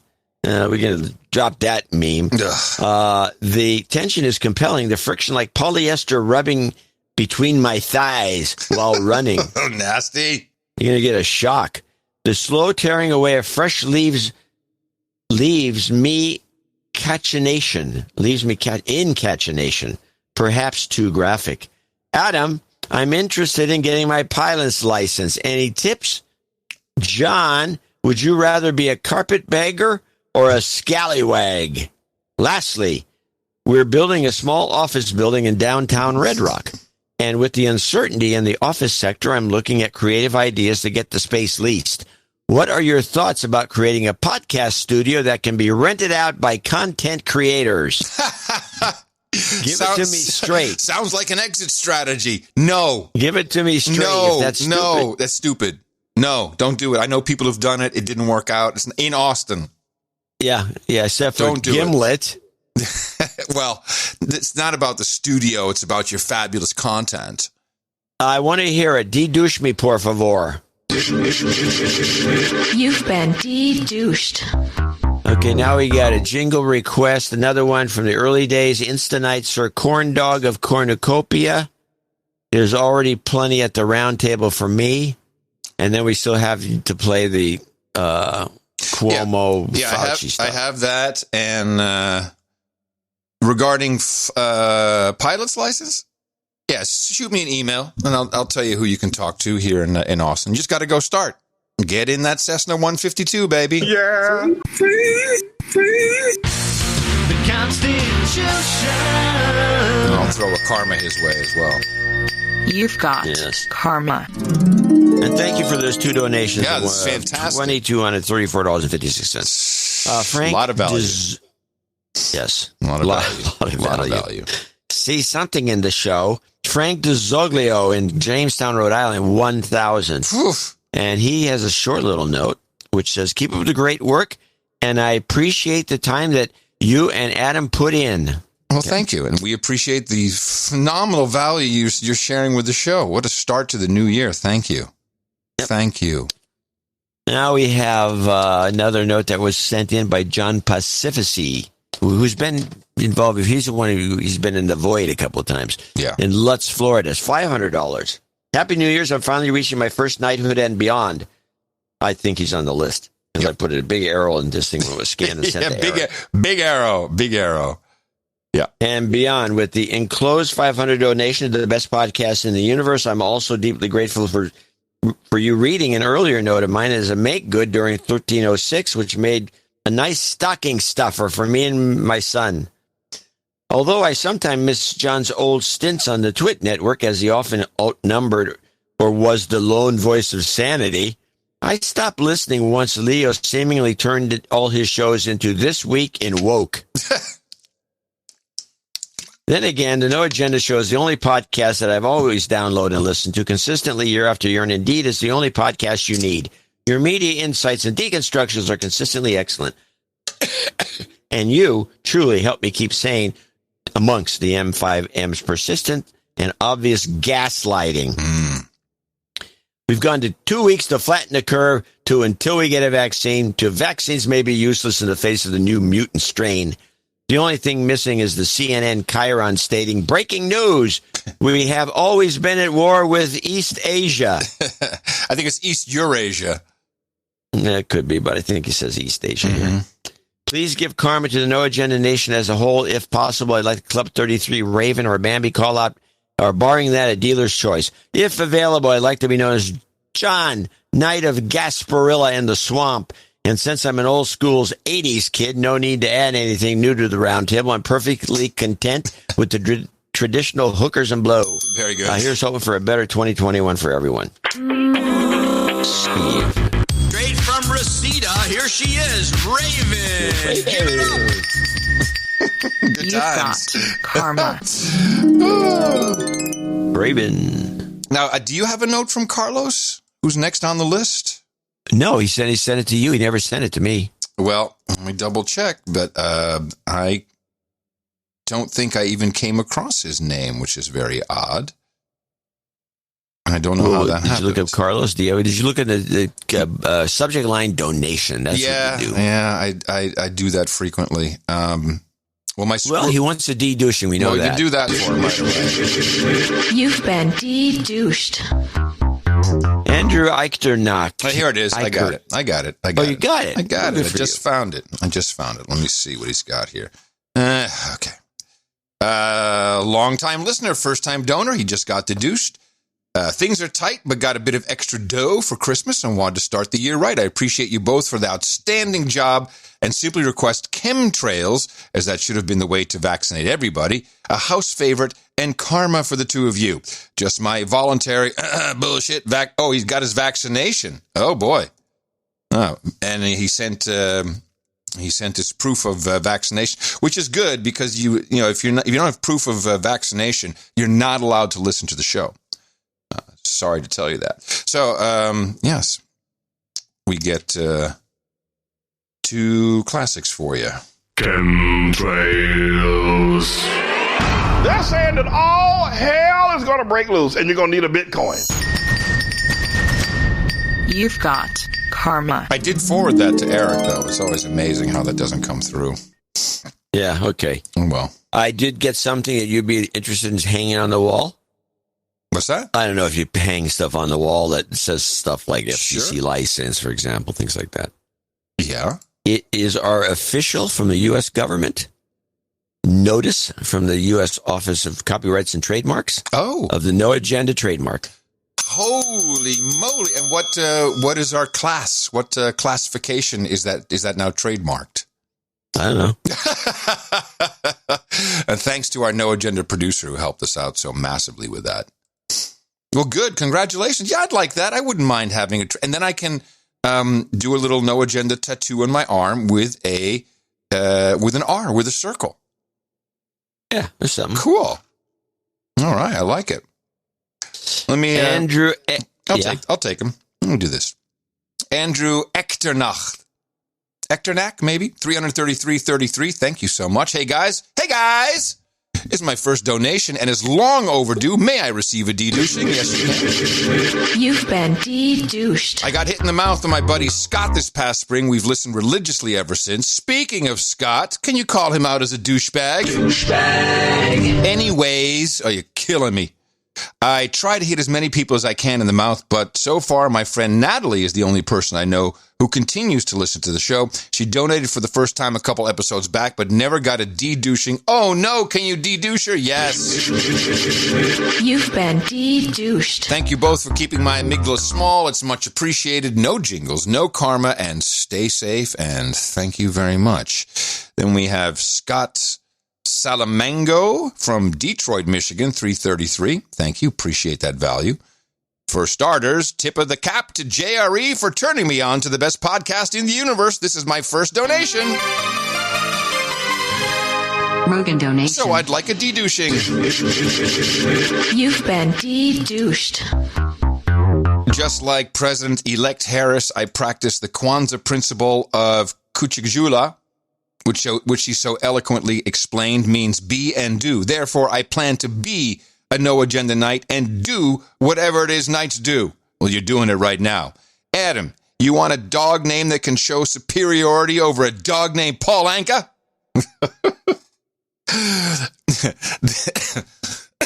This dog discussion has sparked something.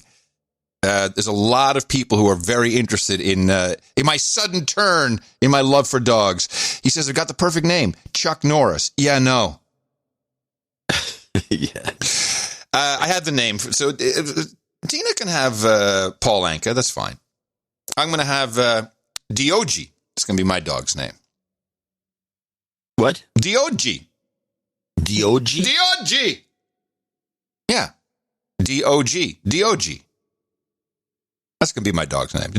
My dog's name is Dog. But I pronounce it D-O-G. Huh. All right. Jeez. All right. Why don't you take the next one since you clearly have nothing to say? Sir Dan, not much. I mean, I keep forgetting about these two dogs. What kind of dogs are they going to be? You should talk to Jay. She knows about breeds. Okay.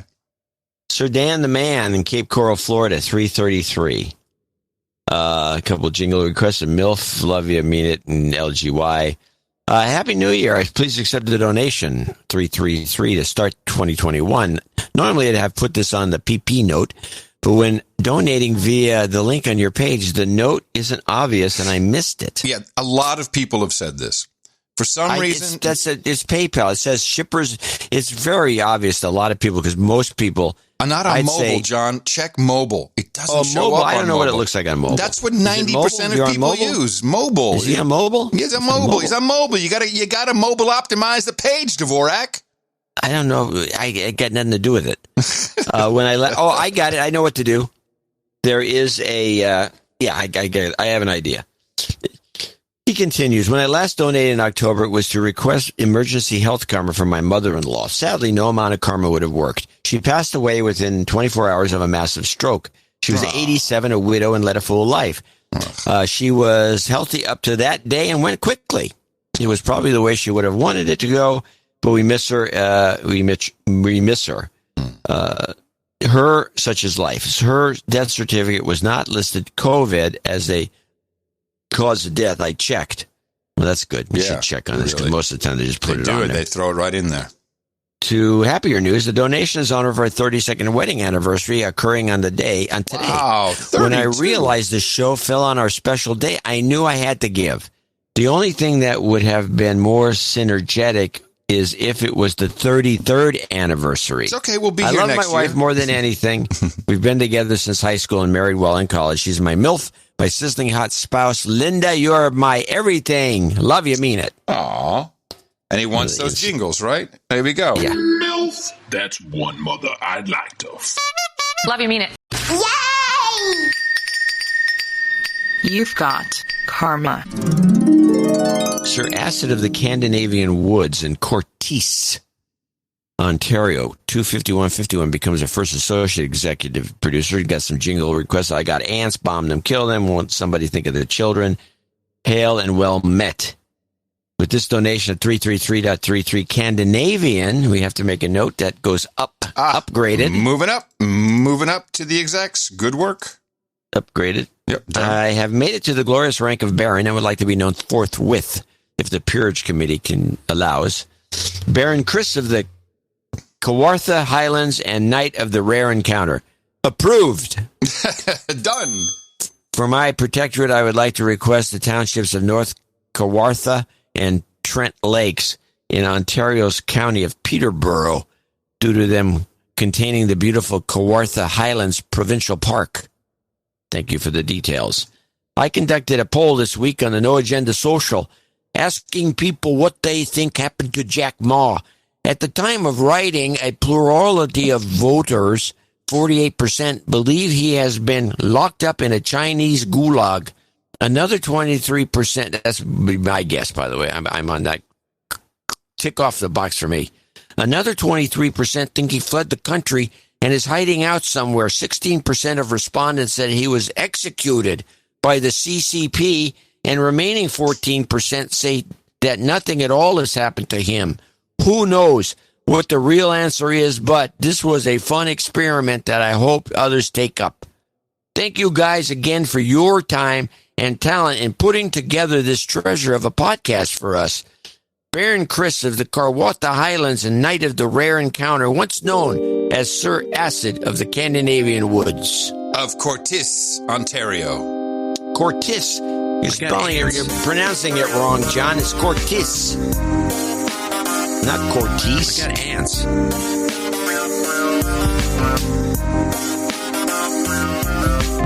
I don't know if we had ants. We had ant invasion. I was thinking if you desiccated a big pile of ants and then ground them to a powder like a fine. Oh, won't somebody please think of the children? Bomb them, and bomb them again.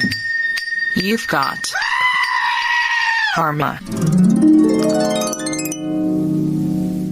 Sir Big Johnson Woo! of the Hudson Valley in Poughkeepsie, 24420. Double the palindrome, double the fun, no jingles, just double hit of job karma for Sir Big Johnson, myself, and everyone who needs it to begin the new year on a good note. This show and community are amazing. Thank you, John, Adam, and all. Jobs, jobs, jobs, and jobs. Let's vote for jobs. You've got karma. Eric Stoser of Chicago, Illinois, $240. I can make him sound like a Canadian too, but I won't. This is my first donation. Please may I get a de-douching. You've been de-douched. Fellas, I've hit as many people in the mouth as I can after hearing your show for the first time in early March. When my wife and I welcomed our first human resource, I even got called out as a D-bag by one of the people I hit in the mouth a few weeks back. But I've been waiting to donate for my 40th birthday on January 13th. Can you please put me on the list? You're on the list. Definitely. My brother Phil hit me in the mouth after seeing Adam on JRE. Unfortunately, my brother is still a douchebag. Oh, well. I think he wants to be called a douchebag. Douchebag. But he's scrounging all the pennies for his first house, so cut him some slack. Too late. I just douchebag them. Dvorak, you were out of line. I just want to say thanks for all the Rona coverage, as it's helped me stay calm during this period of unprecedented ridiculousness. Not over. Adam, I can confirm that catching a Rona guilt is a real thing. Since you brought it up, a few friends have contracted the Rona.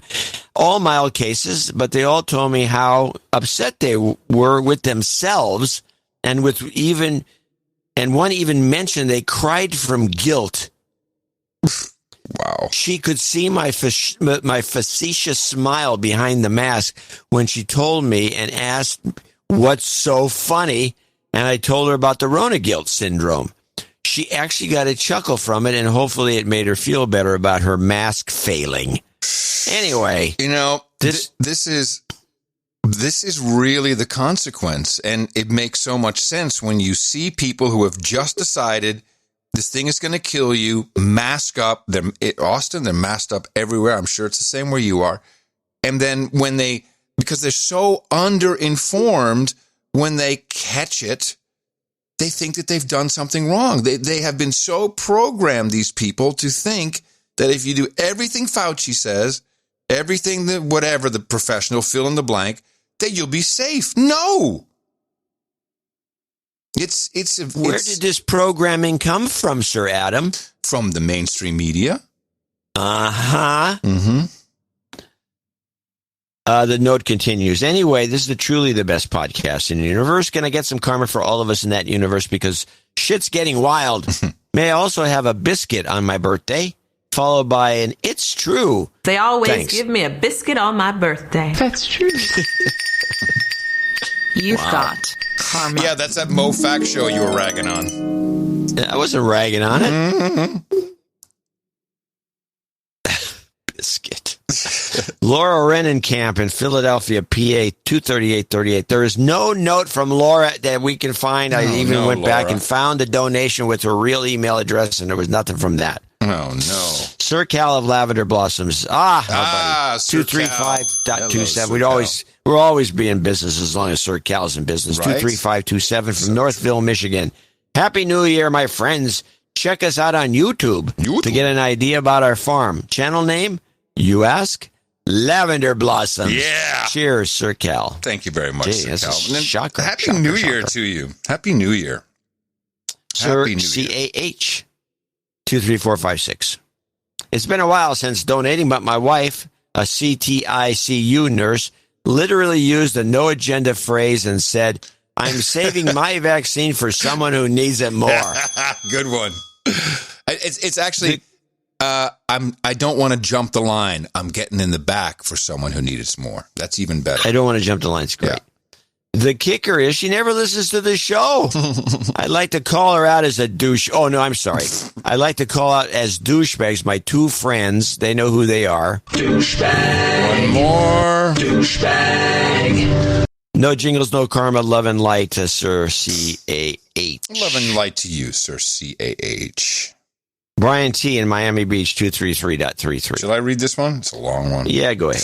In the morning, gentlemen, I've been a constant listener since Adam was on Joe Rogan's show early last year, which was just in time to jump the no agenda train for COVID and the rest of 2020's insanity. This donation is long overdue, for which I humbly request a de-douching. You've been de-douched. The immediate impetus for this contribution in this note arises from the fact that a family friend who was a healthy 56-year-old obstetrician here in Miami Beach died on January 3rd, 2 weeks after taking 2 weeks after taking the Pfizer mRNA vaccine. Whoa. You have ably deconstructed media coverage of the pandemic, including recent shaming of health care workers who are vaccine hesitant. Yes, I have some stuff coming up, as well as anaphylactic reactions by some who have taken the vaccine. But I want to share with you the fact that our friend didn't die of anaphylaxis. He was admitted to Mount Sinai Hospital here in Miami Beach, where he worked only 3 days after taking the Pfizer vaccine on December 18th. He had Pitachi? Am I saying that right? Pitache? Red blood spots? This is something that happens to little kids. It's Pateki, I think, or something like that. I'm sure I'm not pronouncing it right.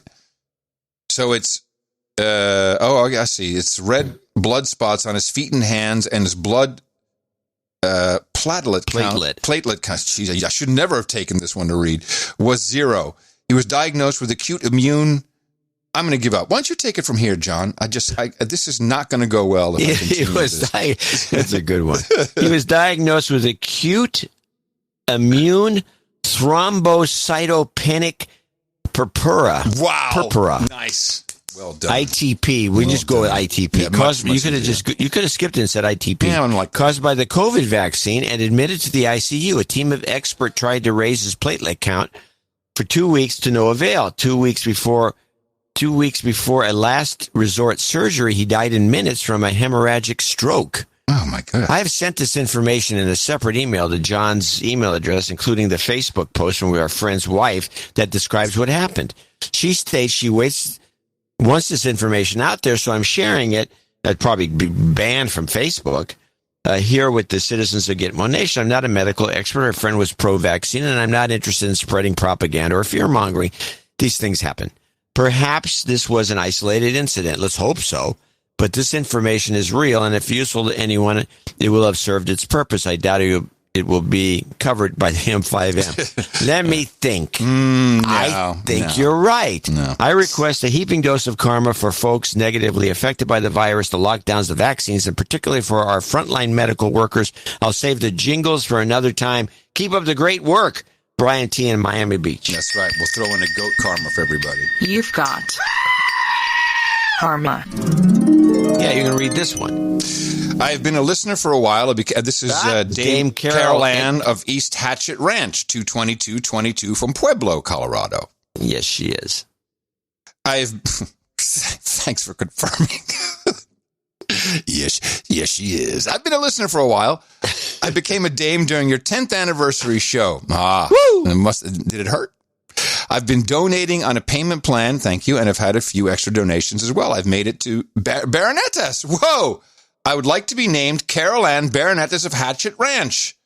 No jingles, no karma, but I would like to ask for 3 mentions. Would you kindly mention my son Isaac's website, firearmstrainingcentral.com?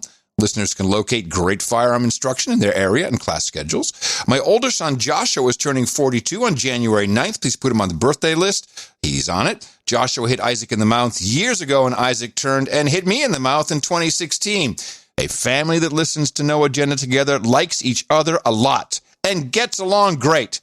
And finally, 3, my smoking hot husband is turning 74 on January 12th. Please put him on the birthday list. That's done. Thank you for all your hard work, show after show, bringing us the best deconstruction in the universe. Blessings of health and happiness for both of you and for all the No Agenda Nation. Carol Ann Chase, Baronetess of Hatchet Ranch in Pueblo, Colorado. Obviously, your smoking hot husband married a much younger woman. Good for him. Dan Dudas in Avon, Ohio, $210. We're wrapping. Requesting health karma for my friend Sir Matt Frank's wife, Jamie Frank, who has had brain surgery in the past Monday to remove a tumor. Also, pronunciation for my name is Dudas. You got it. Here is that never health get karma. that right, by the way. You've got karma. Michael Mutual Win Bernstein in Raleigh, North Carolina, one of the Carolinians. 20102 in the morning, a 4-part donation. Observation. While Adams' hatred towards dogs is well documented, I do believe it is interesting that John's animus toward the animal kingdom goes unreported. Ah, yes. Yes, indeed. Let's hear it. Ferrets, pet pythons, ants, Wall Street stockbrokers, that tone-deaf singing crow outside his window. None of God's creatures were left unscathed in 2020.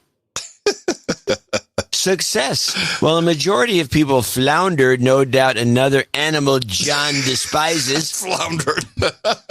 In 2020, due to swollen amygdalas, my project MutualWin.com. Oh, wow, yeah. MutualWin.com. Oh, my goodness. This guy... He's a tiny luxury homes guy. He started has been this during... minting money, and banks Yes. are now providing capital to expand locations. We are providing and selling to small towns turnkey shipping container houses. Please add renderings to the show notes. No. For the Airbnb market to increase the town's tourism. If anyone in the No Agenda community can recommend a charming but neglected small town... Port Angeles, Washington, that would my wife, she's working on this, get a hold of her, that would benefit from modern tourism accommodations, please, we don't want any tourists, never mind. Please email me, michael@mutualwin.com. Gratitude. While 2020 was a very challenging year, the No Agenda show provided stability, insight, and humor that kept the anxiety to a manageable level. Thank you. And he wants the Ant song. We already played half of that. I will tag it on to the end of show mixes just for you. And if I may say, I took a look because I hadn't looked at it in a while. He started this, I think, about a year ago and was telling us about it, mutualwin.com. Have you seen these tiny homes? They're container homes. Yeah. They're stunning. Yeah, he's got an architect, or he's an architect, or somebody knows what they're doing. Stunningly beautiful. I mean, just like, wow, I think I kind of want to live there. Very, very, very pretty homes. Have some coffee. Sarah Martucci from... What? No. He needs a goat karma scream. Where do you see that? It's right there at the bottom. Jingles, Ant Song, goat karma scream. Oh, I'm sorry. I missed that. Well, okay. Sorry. Here it is. You've got Karma. But no, I'm not going to put your renderings in the show notes. No, we're not going to do that. Sorry. Go on. Sarah Martucci, Boonesboro, Maryland. Please credit my smoking hot husband, Scott Martucci, in honor of his 50th birthday on January 7th, as so done. He started listening last March and hit me in the mouth over the summer. Please, de-douche him. You've been de-douched. Our 12-year-old daughter has been heard singing the jingles, such as douchebag, and luckily we explained to her what Adios Mofos was before she said it to her Spanish teacher. How old is she? A 12-year-old. Oh, okay. Adios Mofos. Jingles. What does Adios Mofos mean? Oh, the kicker is it was Rick Perry, the former governor of Texas, who said it. Yeah, which makes it all that much funnier. Jingles, we're all gonna die. Shut up, slave. It's true. And by the way, for everyone who keeps saying it's true, the actual jingle is "That's true." It's amazing. It's kind of like what is that effect? That's the Mandela effect. Mandela effect, exactly. Yeah, that's what it is. Thank you very much, Sarah Martucci. We're all gonna die! Shut up, slave! That's true. You've got karma. Carrie Minaj, Philadelphia, $200.33. Longtime douche. Shout out to Rob from Hawaii, room owner of Project Prism. Pal Talk Room, no agenda chat where I reside as PhillyNet. All right, okay. Carrie. Thank you. Mm-hmm. Maxine Waters Gravel. So Maxine Waters Gravel sent in $200.21 and a bag of nuts. Nice. Now he actually has them labeled. These are selling, I guess. You can go to and it said fisting nuts. I hope you both enjoy your nuts, he writes. They can be pre-ordered at fistingnuts.com or resistwemunch.com. I think I got the resistwemunch.com nuts. Adam, if you have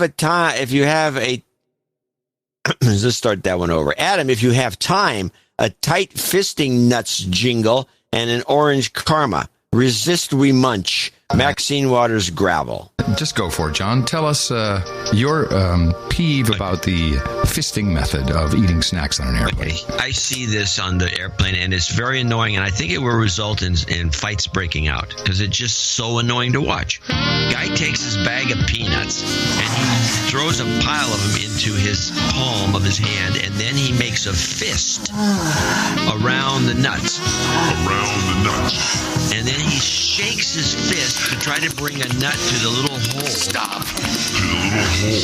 And then he throws a nut in his mouth from his fist. Then he does it again. He shakes and throws and shakes and throws. It is annoying as hell to watch. Orange! You've got karma. Michael and Kelly Day in Fuquay, Varina, North Carolina. What a town. Good one. How do you spell that? Yeah. He writes in, this donation is for a friend of mine named David Gomez in Holly Springs, North Carolina. David and my family hang out a lot together, and he keeps telling me about these two guys who have an awesome podcast. Eventually, I listened to a few episodes, and now I'm hooked. David is a hardworking entrepreneur that is constantly battling the bureaucracies in the medical field to bring several of his inventions to the broad surgical market. He spends most of his money developing new ideas and trying to keep his enterprise alive. I asked him the other day if he had ever been de-douched, and he said he can never justify the expense with so many other business expenses that he must deal with. I tried to send in a donation a few weeks ago, but I did, but I am a technical moron. I could not figure out how to give him the credit for the donation. So the United Postal Service is it for me. Please forgive me as I am still new enough to the show that I might not have the lingo and the processes down exactly. I think this donation grants him associate producer status and a nice de-douching. Okay, de-douching. So that will be... You've been de-douched. If I got the process wrong, let me know. Happy birthday, David. Okay, hold on a second. Hold on. Couple things here. First, got to put David Gomez, because he's being replaced, correct? Yep. Okay. There's that. Okay. No, that's not right. David Gomez. It's United States Postal Service. You said something weird. What? I can't remember what you said. Instead of United States Postal Service, like United, I don't know. Like you were talking about UPS instead of USPS. Doesn't matter. It's unimportant. David Gomez. Okay. So you guess to be on the birthday list. He's already on the birthday list. Good. Yeah. No, we're good. He had to have a... somebody read this note. Yeah, it sure looks like it. Okay. Charles Neal's next, $200. We only got 2 more left. 3 more. And this is good. This is long overdue. Thanks, gent. Just some goat karma. That's it? We could do that for you. You've got karma. Augustin Lamoth in Montreal, Quebec, $200. Roganite here, de-douche me. You've been de-douched. On a Fletcher China ISO, Donald Trump, don't trust China. Donald Trump dumps. That's a... I think. Hold on. I didn't get these. What's the first one? De-douche me. We did that. Fletcher China. Don't trust China. Yeah.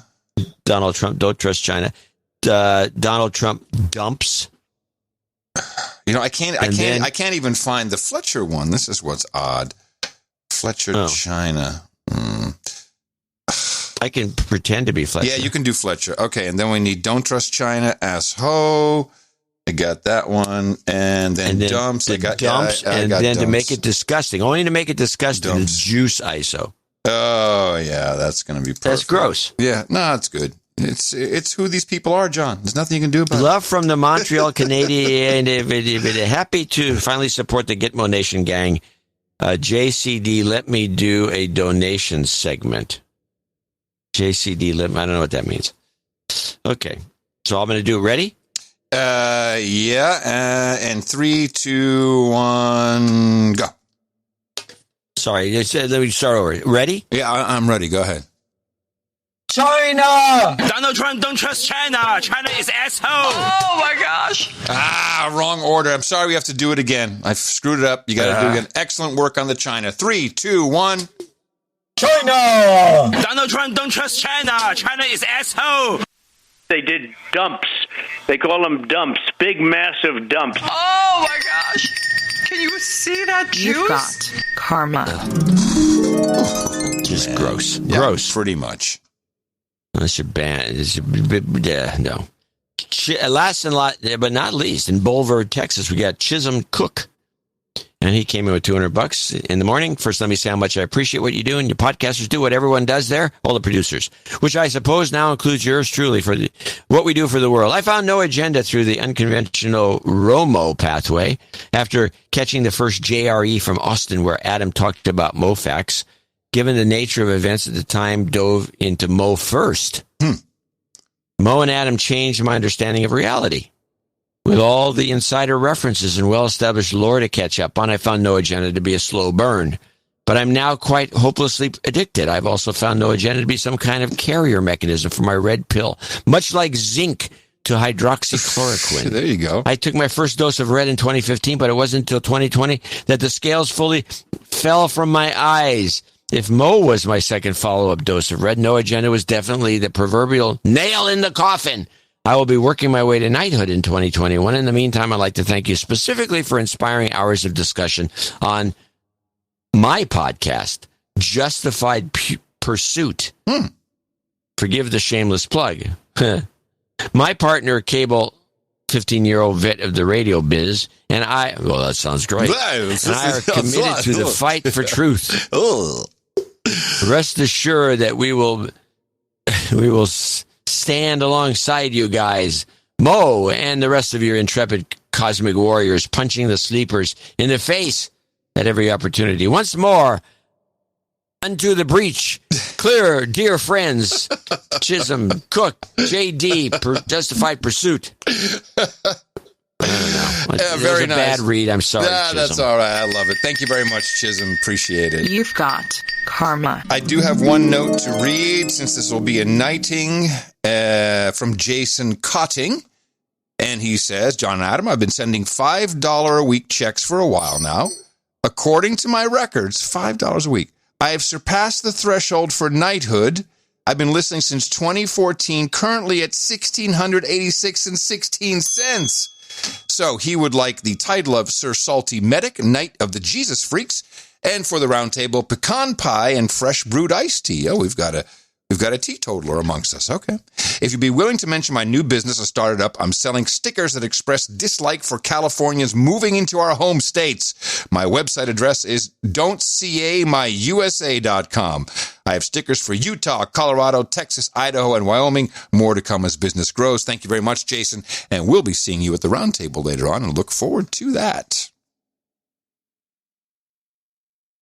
I think that's it. I think that's it. I want to thank these folks for making this show possible. Very much so. These are our executive producers, our executive associate producers, who have expertly brought us really into the new year. I mean, this is fantastic. It's so appreciated that you guys have you guys and gals have showed up and brought your time, your talent, and your treasure.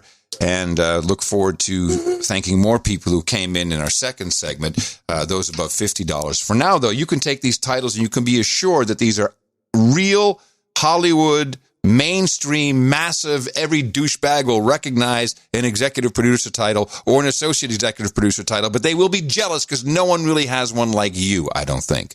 And if anyone ever questions that, we'll be happy to vouch for you. Please consider helping us for the next show. It'll be on Sunday. For that, go to our website, Dvorak.org/NA. And again, thank you for your time, your talent, your treasure supporting the No Agenda Show. Our formula is this.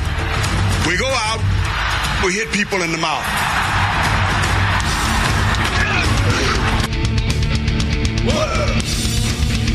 Order. Oh. Shut up, slaves. Shut up, slaves. Oh, and I have a little love and light that I wanted to mention. When we were at the Delray meetup last February, if you recall, I think we talked, no, I'm sure we talked about Dick Kalpa, who was editor and I think also did a lot of the drawings for Cracked magazine. He's kind of a famous guy, or certainly was a famous guy for what he did at Cracked magazine. He gave me a beautiful cover and autographed it.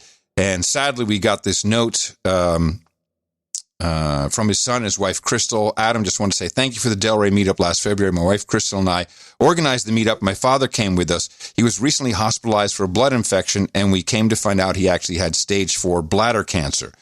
Today, we had to make the difficult decision to not resuscitate. I truly believe that meetup was one of the happiest moments for him in the past year. Just wanted to thank you for speaking so highly of him on the show. It meant a lot for him. And thank you for your courage. Nice. Yeah. Well, not nice, but nice. Oh, fuck nice. Let me do one of these. I hate that shit. Ugh. You've got karma. We all got to go, man, but like that sucks. Yeah, it's not a good one. Sucks. Well, to start off the COVID coverage, I have 2 introductory clips. Okie-dokie. As usual, of course, all hell's breaking loose. We're all dying here. Just yes, in California. I can't believe you're even speaking to me. It must be so nuts. It's astonishing to me, too. I mean, it's crazy. Spitting a prayer. Crazy. Got a hamster running the house. COVID highest, Democracy Now! The U.S. recorded his highest daily pandemic death toll Tuesday. What is going on with the echo?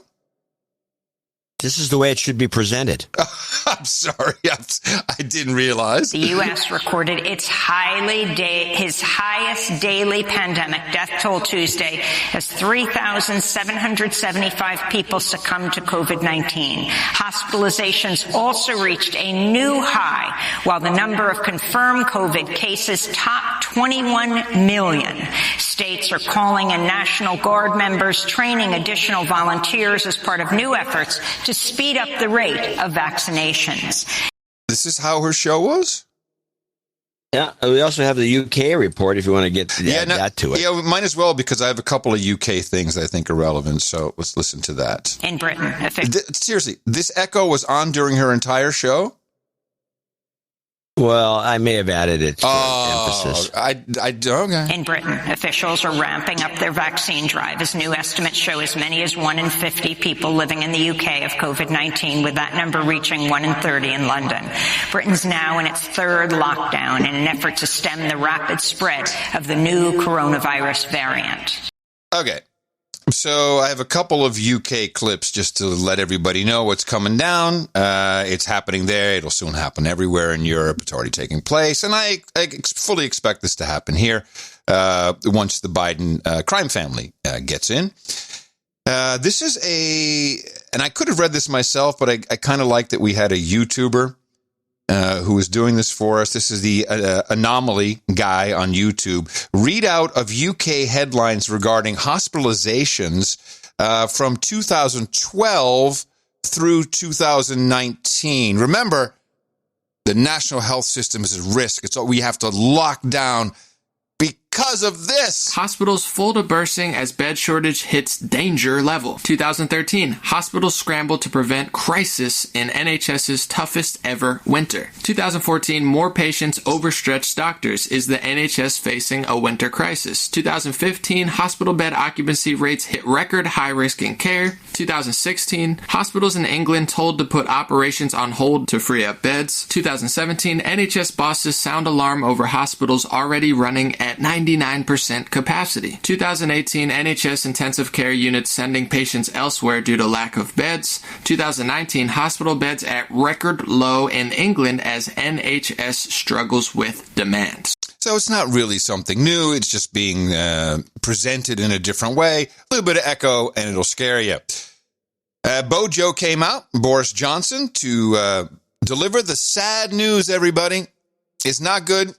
This variant that we have, which I'm now quite convinced is a term used so that you'll think the vaccine will work on it, versus a new strain, which every movie you've seen tells you that you need a different vaccine. So they're keeping it variant for now. But because of this variant, yeah, you're going to stay home. The whole United Kingdom has been engaged in a great national effort to fight COVID. And there's no doubt that in fighting the old variant of the virus, our collective efforts were working and would have continued to work.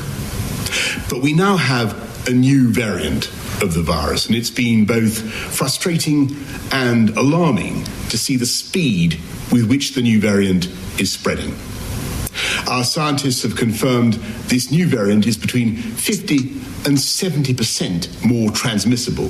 That means you're much, much more likely to catch the virus and to pass it on.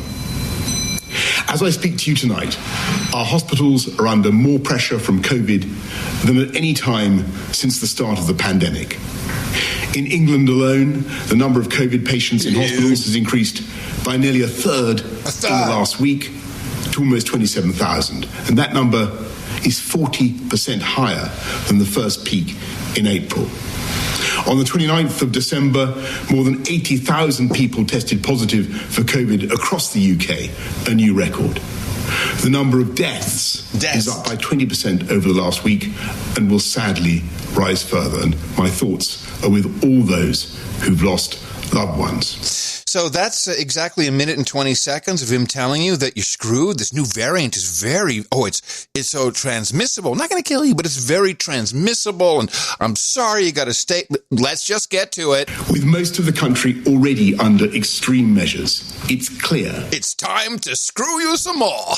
That we need to do more together. We need to do more together by staying apart. Bring this new variant under control while our vaccines are rolled out.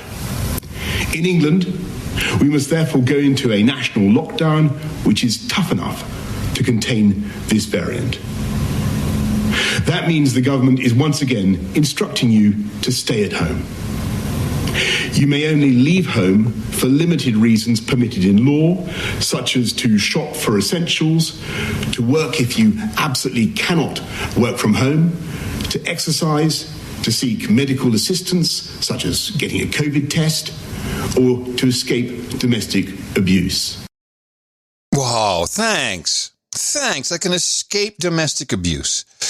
I believe this is going to be a very, very bad time for our friends in the United Kingdom. They are locked down tight, and although there's no end date in sight, from this last clip of Bojo, I think it's going to be through February. Today, the United Kingdom's chief medical officers have advised that the country should move to alert level 5, meaning that if action is not taken, NHS capacity may be overwhelmed within 21 days. It's really interesting how all those other headlines, it was happening at that moment, it was overwhelmed, we got to ship people out, we can't accept any new patients, and here it could happen within 21 days, 3 weeks. Of course, there's one huge difference compared to last year. We're now rolling out the biggest vaccination program in our history. So far, we in the UK have vaccinated more people than in the rest of Europe combined. With the arrival today of the UK's own Oxford AstraZeneca vaccine, the pace of vaccination is accelerating. I can share with you tonight the NHS's realistic expectations for the vaccination programme in the coming weeks. By the middle of February, if things go well, and with a fair wind in our sails, we expect to have offered the first vaccine dose to everyone in the 4 top priority groups identified by the Joint Committee on Vaccination and Immunisation. That means vaccinating all residents in a care home for older adults and their carers, everyone over the age of 70, all frontline health and social care workers, and everyone who is clinically extremely vulnerable. If we succeed in vaccinating all those groups, we will have removed huge numbers of people from the path of the virus. And of course, that will eventually enable us to lift many of the restrictions we have endured for so long.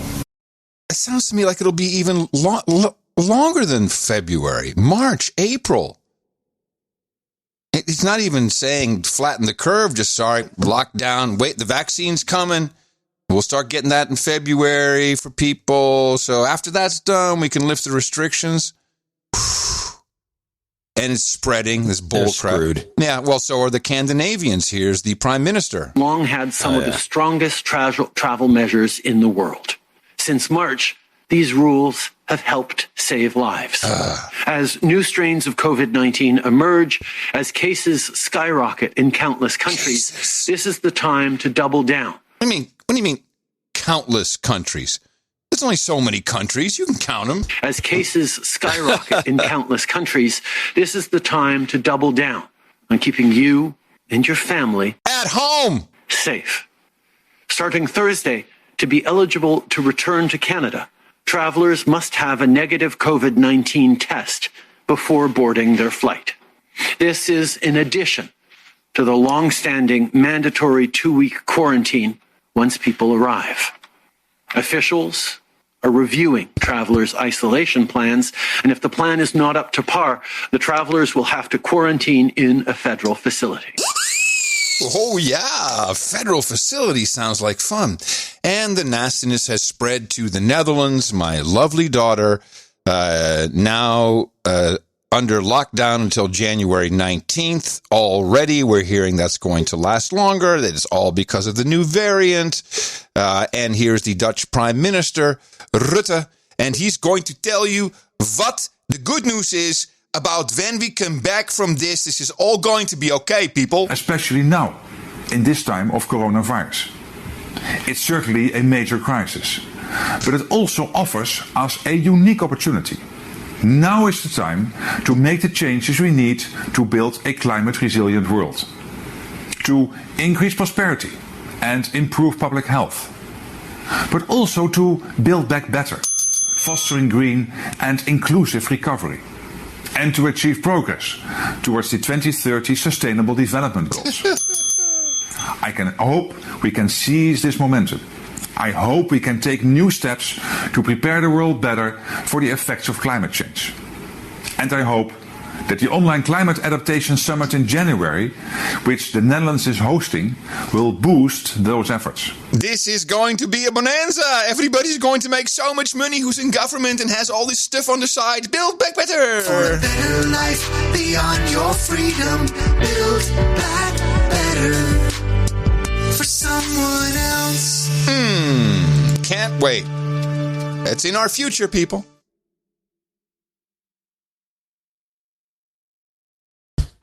I think it's these, that paper that came out that says there's no evidence whatsoever, and it's been studied with millions of people, that people that don't show any symptoms and don't have the what's the term? Non-symptomatic. Asymptomatic. They don't pass the disease around. Right. So there's no reason for these lockdowns at all. The lockdown thing is a scam. You clearly have not been watching Dr. Cat. Dr. Cat from Team Halo from the World Health Organization, United Nations. She is the informer. She's epidemiologist. She tells you what's going on the TikTok sponsored by China. So if I get the COVID vaccine, can I still spread COVID? This is a big question, so let's talk about it.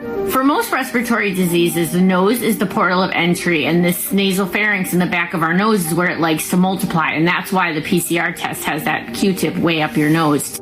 So the mucosa in your nose is where the first antibody response usually happens. The vaccine, on the other hand, is deep in your muscle, and that is more of a body systemic antibody that it's creating. So how much of that is mobilized up to the nasal mucosa, we aren't sure yet. We know it's enough to prevent symptomatic COVID and severe COVID, but whether your body can control it faster or whether the virus can replicate faster and you can spread it, we still don't know. Yeah, in other words, shut up, stay home. I do have some pieces of information. First, I was duped. The note that I got from on the previous show from the producer was PhD and was going to sue the CDC, and that turned out to be a hoax, although One American News had some guy with the same story, but they had his... It's quite sad, actually. They had his head blocked out, like, oh, yeah, this guy. You and One American News. Can I ask you a question about this hoax? Sure. Did you block the guy who sent it to you forever, like I would do? No, I'm not like that. Now, based on that, a number of producers did go looking within the FDA and the CDC to see if there was any evidence of an isolated virus that had been used for knowing what it is. And here's what he came up against. Here's what he found out. This is from page 40 of the CDC 2019 novel coronavirus real-time RT-PCR diagnostic panel document. So this is what was used to create the PCR test. From page 40, since no quantified virus isolates of the 2019 novel coronavirus were available for the CDC, at this time the test was developed and this study was conducted. Assays designed for detection of the 2019 novel coronavirus RNA were tested with characterized stocks of in vitro transcribed full-length RNA of known titer spiked into a diluent consisting of a suspension of human A549 cells and viral transport medium to minimum clinical specimen. Does that sound good to you? Well, I don't think the CDC is really the operation that keeps these things. I would like to go to... they did develop the test. Maybe might have it. Dietrich might have. Johnson & Johnson, that supposedly has a real vaccine. They have to base it on something. They must have a sample. I guess. Russia's got a sample. So we have the VAERS, the vaccine damage system. If you're hurt by a vaccine, there is a path within the United States government to try and get some restitution. It's called VAERS, VAERS. The latest data, we have it for you here. This is adverse reactions. How many adverse reactions do you think there have been so far in the USA from the COVID-19 vaccines? Is that a question for me? Yeah, question for you, yeah. Just a guess. How many? Okay, we've had maybe 1 million, 2 million shots. Yeah. In arms. So how many adverse reactions? None. Oh, wait. No, we have at least one. 40,433. This includes 127. 33? 40,433. This includes 33? 127 deaths, 769 cases of severe abdominal pain, 1,410 cases of amnesia, dizziness, disorientation, vertigo, confusion, and delirium, along with 1,531 cases of fatigue. That sounds about right. Along with 1,117 cases of herpes zoster. What is the herpes zoster? What? What's herpes zoster? You can't get herpes zoster from a shot. 1,117 cases of herpes zoster. That's a contamination then. 717 cases of headache and head injury from falls. Oh, my God. Along with 521 cases of influenza-like illness. That makes sense. Along with 57 cases of blindness and deafness. 175 cases of eye swelling, eye discharge, eye pain. This is a great list. You should take a look at it. It's in the show notes. Thanks, Patrick, for getting that for us. So I don't think we've seen that many types of adverse reactions from many vaccines. Certainly not in this amount of time. You don't know that. I look at this VAERS data quite a lot, actually. Yeah. I can't recall if I had ever seen something with 40,000 adverse events, then I think I would have picked up on it. I've been looking at the VAERS database for years. Well, this is a scandal. The mainstream media must be reporting on this. It can only be super painful. And this was based upon some stuff that you and I were talking about, even questioning the vaccine itself, which now, just to make sure we can get enough into arms, there are some countries and certainly discussion about diluting the Pfizer vaccine, not the Moderna, but the Pfizer vaccine, so you can get 6 shots out of one vial, and it all should go to everybody for the first time. Don't worry about it. Your second shot will come. And the whole idea of this high-tech vaccine being diluted at the pharmacy or inoculation level just seems a little weird, particularly because they have no problem saying, dilute it some more, you can get 6. I don't know what they're doing, but I do know what they're diluting it with, because one of our producers sent it to us. It's saline. Yeah, that's what you would do. Yeah. So now you had an observation about this. Your observation when we heard this, this came in after the last show. You said it's possible that these Pfizer guys or all these guys they're such cheap asses that they're shipping us saline. And they're not, but they're trying to skimp on the money by making people use their own saline to dilute it or add to it down the line. Yeah, because the Moderna is 1 shot, 1 vial. Why don't they? Why does it never? Everyone's for all my life, since I was a kid, it's always been 1 shot, 1 vial, 1 vial, 1 shot. I should put it. Now all of a sudden, what is just kind of a mixture in it? Cheap pricks is what it is. They decided to go on the cheap. I think so too. Now, the vaccine hesitancy appears to be a real thing. And particularly amongst the healthcare workers in New York, it's so bad that Governor Cuomo is coming right out and issuing threats. In New York, the governor is threatening hospitals with a $100,000 fine. If you don't use the allocation by the end of this week, you can be fined and you won't receive further allocations. I mean, okay. So really, they don't seem to want to take it, but now you're going to be fined? Well, the allocation could be given to the general public. Why not? But they're not taking it. It's not. I don't know who they're supposed to give it to, but it's just sitting there unallocated. Same in San Francisco, apparently. And back to the vaccine troubles. In San Francisco, officials warn if they can't give out the shots faster, the vaccines may expire before leaving the warehouse. I don't understand what's happening. I mean, everything that we know about this says people should be lined up and happy to get it.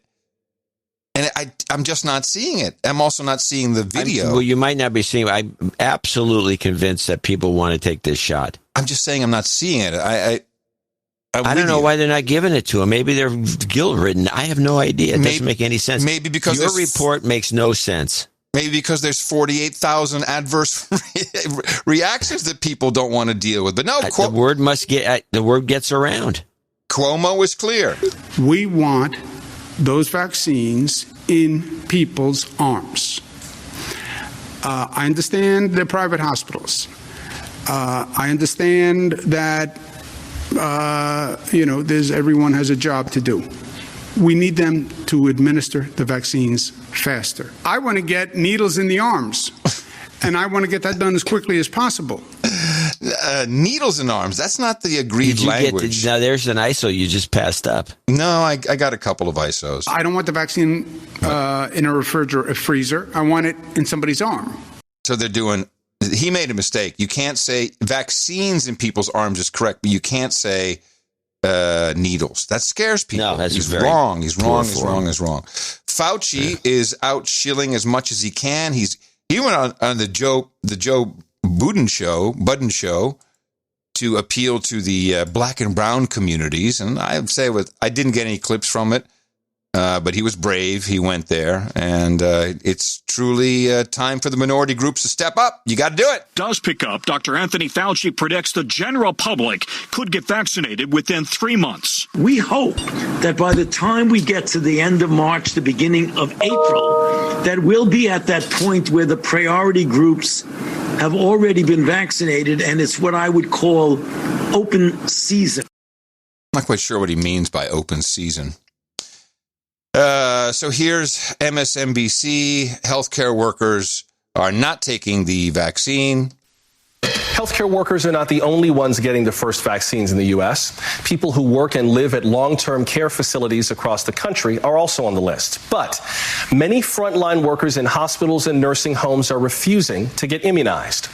In Riverside County, California, that's southeast of Los Angeles, it's estimated that about half of frontline workers say they will not get vaccinated. Half. In Ohio, about 60% of nursing home staff are also refusing.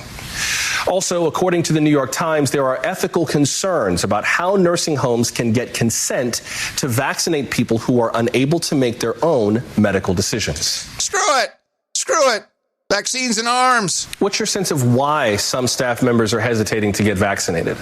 I think it's a combination of things. There was a big push about a month or so ago to really divulge what the possible side effects of this vaccine would be. And frankly, I think we scared the hell out of people when we really didn't need to do that. Yeah, exactly. It's working well. It's what? I'm not buying it completely, and I'll tell you why.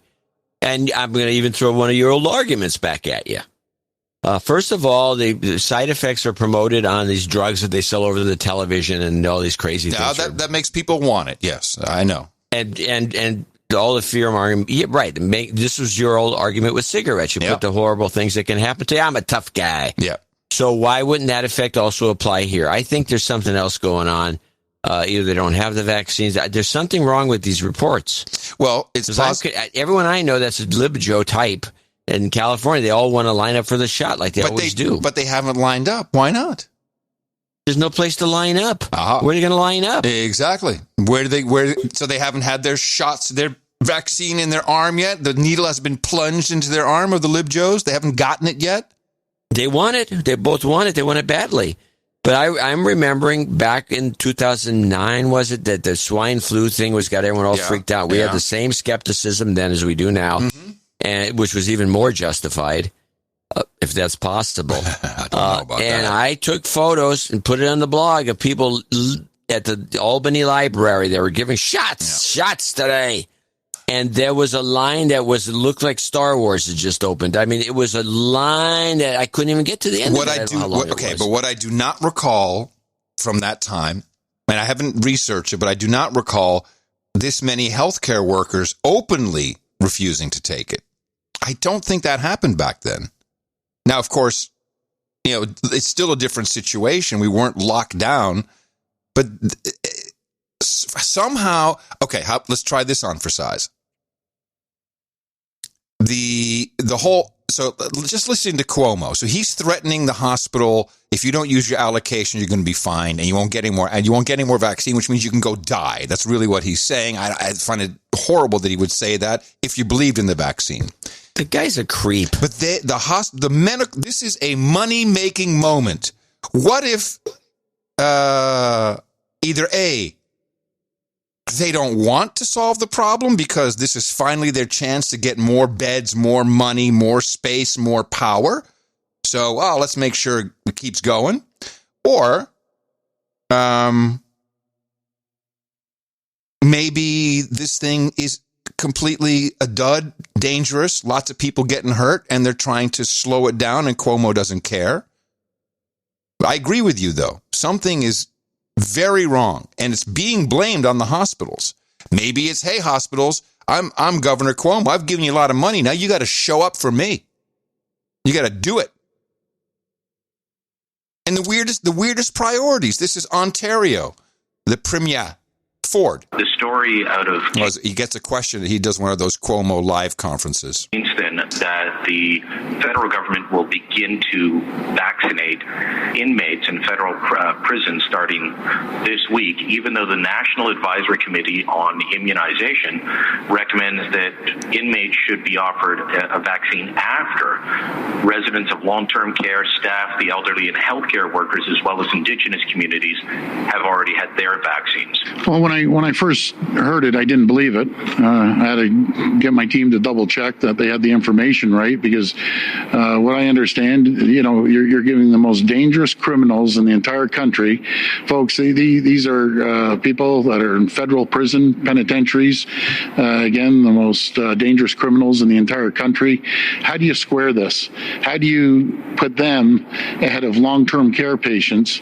How do you put them in front of all the most vulnerable? And we're scraping every vaccine we can get. What do you think that's about? I'm as baffled as you are.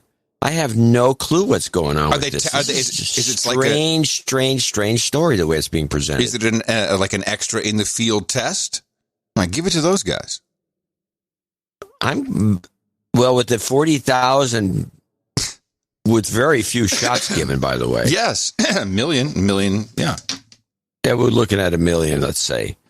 I don't know. Something's amiss, and the pharmaceutical companies know what it is. We need somebody deep. Unless we had a deep throat in the pharma business, we don't know what the hell's going on. They're not going to tell us. Something's wrong. Yeah. And Cuomo's been kept. He was never read in, so he's acting like an idiot.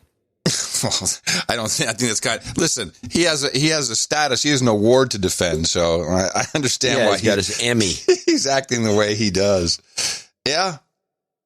It's very bizarre, and we're not getting the correct information. But already, my daughter, who was staunchly against this, I said, Dad, I'm worried. I think I'll have to take it to be able to go anywhere. This is what they're talking about in Holland. Yeah, tell her to find some. She can find some underground friends that could write her up a fake. Yes, of course, John. But is that really the solution moving forward? We're faking the government. Like now we're living in the future. It's deplorable. Yeah, I'm against that. We either say no and stop this, or hear the conditions, but not like, okay, I'll just fake it. This is not good. And then here's the other thing that's kind of an anomaly. This is a Democracy Now! Report. No shots for meat packers. Huh. In Nebraska, Governor Pete Ricketts has come under fire after saying undocumented workers at meat packing plants will not be eligible to receive the coronavirus vaccine. You're supposed to be a legal resident of the country to be able to be working in those plants, so I do not expect that illegal immigrants will be part of the vaccine with that program. Workers in meatpacking plants have suffered some of the nation's worst outbreaks. An estimated 14% or more of Nebraska's meatpacking workers are undocumented. Okay. That was like 3 stories in one. Yeah, well, of course, they always put the slants on it. And once Joe and Kamala reopen the borders and tear down the wall, as promised, on day one, will we have a caravan of people showing up to enjoy our free vaccine? I think we should put it at the border. Hey, come on in. Yeah, you just got to take this shot. We'll see how you do. Get rid of these shots. You got to get rid of these shots. We'll see how you do when you come through. I know we're laughing, but this whole thing is so messed up. Yeah, we are laughing. We shouldn't be. We have to. We have to. You just, the only thing I don't like, if it was just okay, do whatever you want. It's your own decision whether you want to have the vaccine or not. But it's been twisted and turned into the same idea that, I got COVID, so I did something wrong. Unlike any other communicable disease, the most transmissible of which is measles, there's no staying at home. There's no lockdowns. There's no mask all over the place. It doesn't make sense. And I just want to keep reminding people of that, because the more you lock down, the more deadened your senses become to this stuff. Yeah, well. Yeah, well. Resist. I refuse to use that. We will not resist. We will change. I'm going to show my support by donating to No Agenda. Imagine all the people who could do that. Oh, yeah, that'd be fab. Yeah, on No Agenda. In the morning. Not my president. Kamala is not my president. Caleb N. Holstrom. We do have a few people to thank, starting with Caleb N. Holstrom. 13333 in West Salem, Wisconsin. Rotobo X is 101.01. And then we got a note from Brian S. in New York City, $100. And this is a note I felt like I had Eric highlight because I wanted to read it. Longtime listener, first-time donor, thank you for all the exceptional coverage and analysis over the past year. It has helped me keep sane while on endless lockdown in the dystopian authoritarian regime that is New York City. I would challenge all of the other listeners out there to start contributing like real producers into 2021. It is a great feeling to support the show and the value for value model. Thanks for helping my amygdala avoid a great reset. And I want to reiterate my thanks to the many producers who have improved their skills so enormously during the lockdown, and with much scolding from myself. Your clips are great. They're short. They're perfect. They're tight. If you can't do that, you give me time codes. It's appreciated. Good work. Patrick Lomsdalen. Is it Lawrence? Lomsdalen. I think he's a Dutch guy in Italy. Oh, it could be. And Murano, Italy. That's nice. No. Yeah. It is. It is in Italy.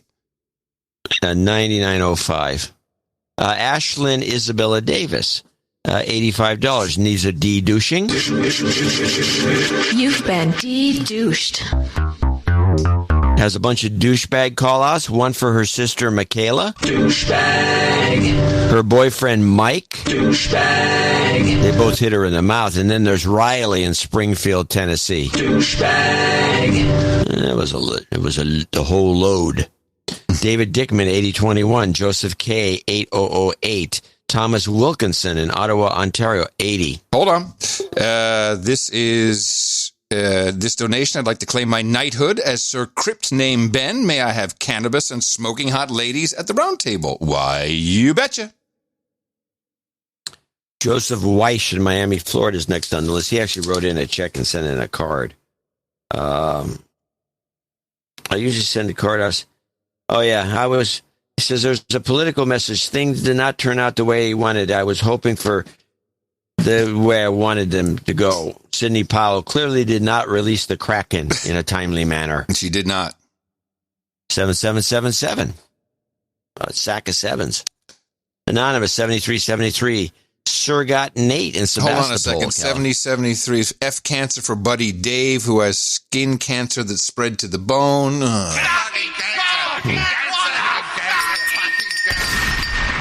You've got karma. Sometimes this stuff helps, actually. The karma does help. Sir got Nate in Sebastopol, 6969. Sir Dean Bertram, Viscount of the Gold Coast in St. Marie in Western Australia, 6419.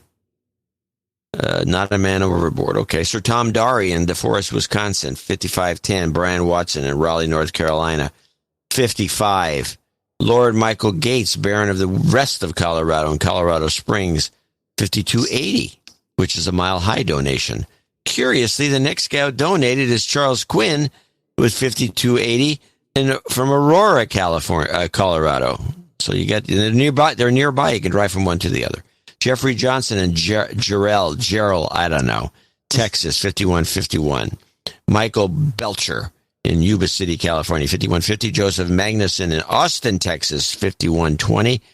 Got a Build Back Better meetup coming up. The following people are $50 donors, and this is just the names and locations. I noticed there's another Texan right next to Josh is Chisholm Cook, and that Chisholm came in twice again, today. Yeah.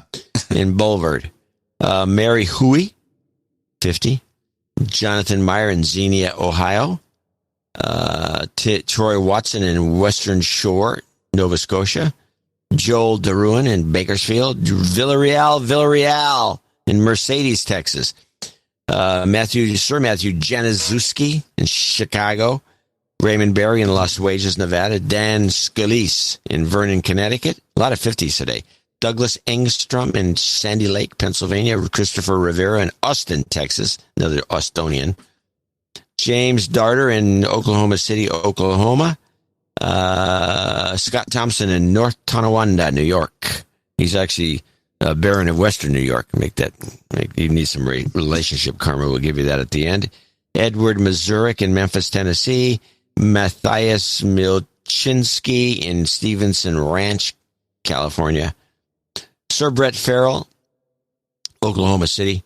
Jeffrey Zinneman in South Euclid, Ohio. And last is Sir Jason Deluzio in Chatsford, Pennsylvania. I want to thank these folks for making this show possible. Indeed. Thank you all so much for your support of the No Agenda Show, and want to thank everyone who came in under $50. You heard a lot of people on those subscriptions, which are great for sustaining donations for us, but also eventually can get you at the round table. We got them sitting right here, so it's coming right up. And thank you all for participating in the great event that is known as the No Agenda Show. And by request, we've got a big jobs karma for everybody. Jobs.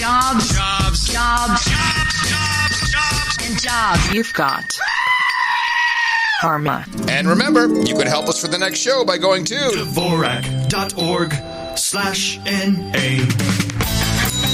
It's your birthday on No Agenda. Oh yeah, 7th of January 2021. Here's our birthday list. Sarah Martucci says happy birthday to her smoking hot husband Scott, who turns 50 today.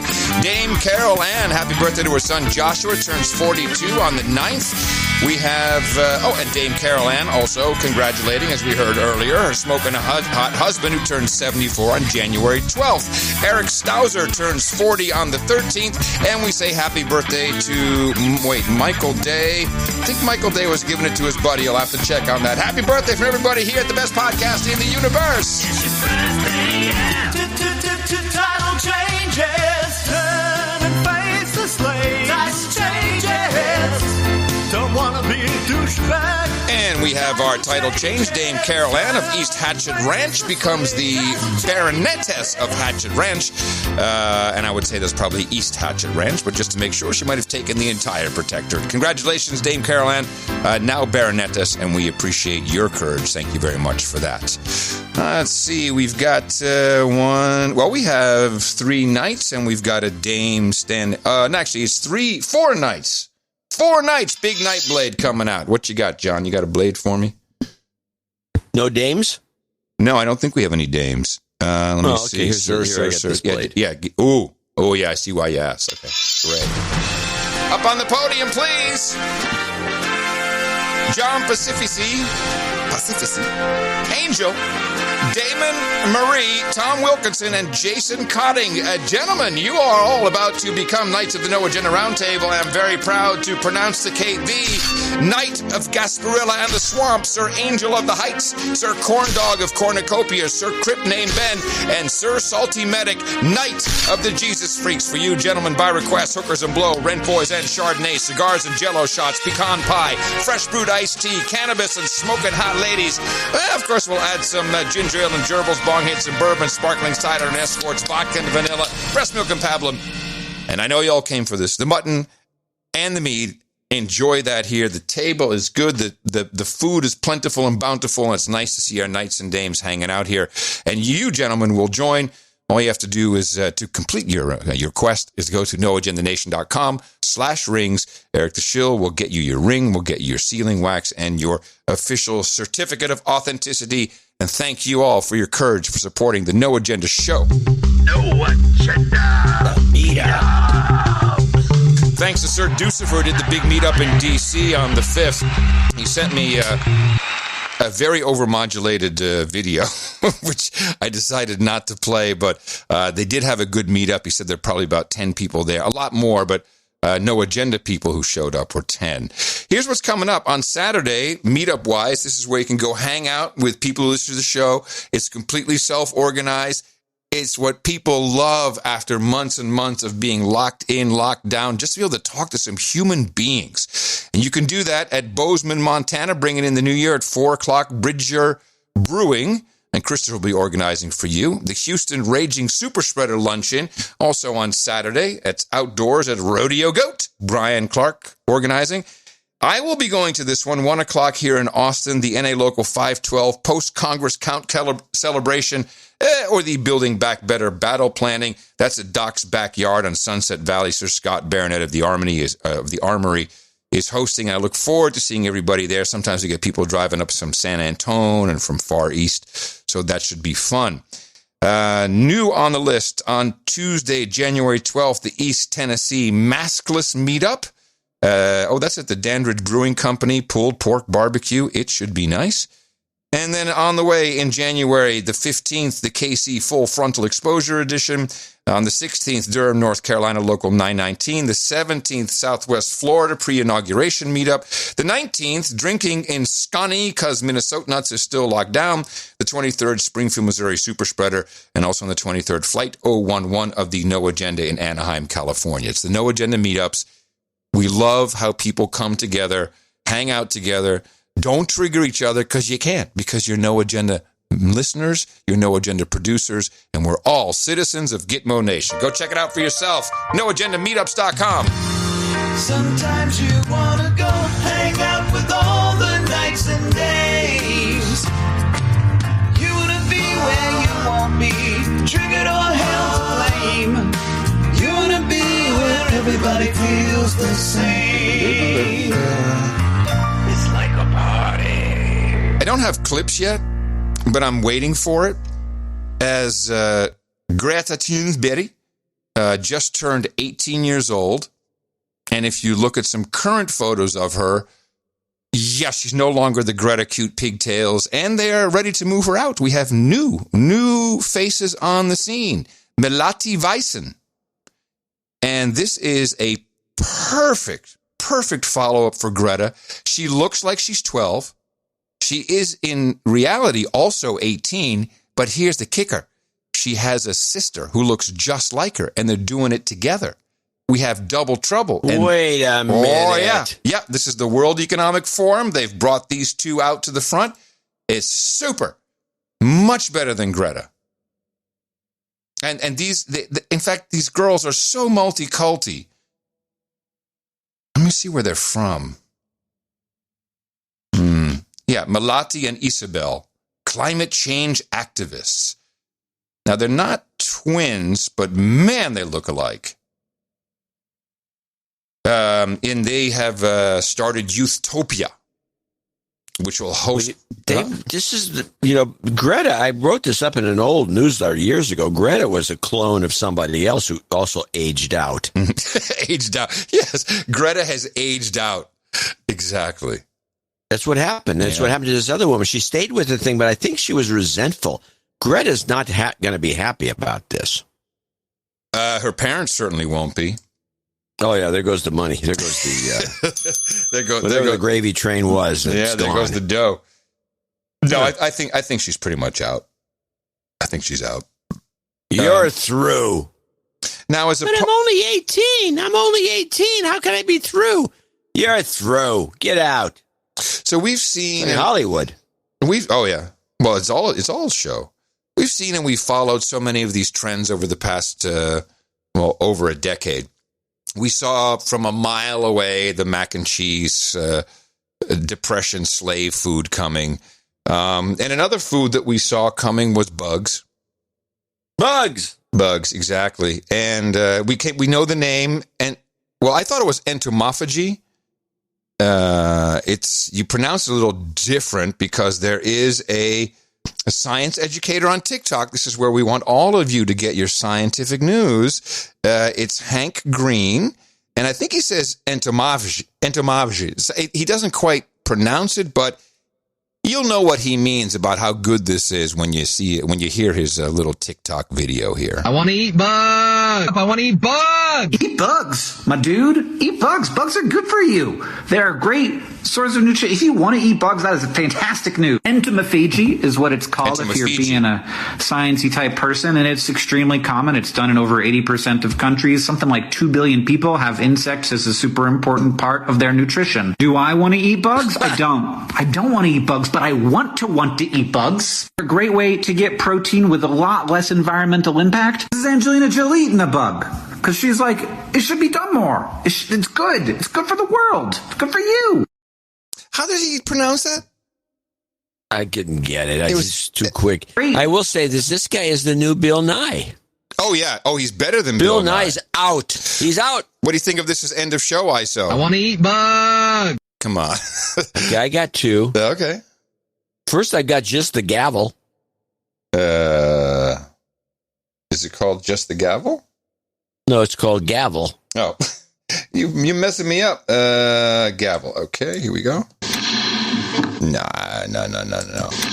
You know what? Maxine Waters Gravel will come look you up and beat you up if we do that. Okay, I try this one. This like clip from your clip. This is Decency. Decency. Just plain, simple decency. I want to eat bugs. I don't think anything can beat bugs, man. I don't have anything else. No, it's okay. It's okay to lose sometimes. Well, I do have a last show end of show clip, or two actually. I got two. I'm going to skip the clip that everyone wants to hear, which is Trump hates birds. I'm going to leave that one for the next show. Okay. Let's start with the Assange update, so we can get us used to the fact that either Trump lets this guy go, or Trump is not going to be well respected. In other news from the UK, the judge ruling over Julian Assange's extradition case has just denied him bail. This comes 2 days after the judge rejected a U.S. bid for his extradition. The WikiLeaks founder must stay in prison while the U.S. appeals this week's decision. I mean, has he actually been charged of anything that he can be pardoned for? Espionage. Is that a charge, an indictment, or a conviction? Yeah. No, it's all three. It's an espionage all three. charge. Okay, yeah. Well, by our system, it's all three. Right. Now, here's the last clip. Now, the reason I think this is an upbeat clip, so this can be the last. I think this should be the last clip. All right. we're all okay. Biden's in it. Biden is once Biden gets in and the Democrats get in control, things are going to change. And what's going to change is what people bitch and moan about.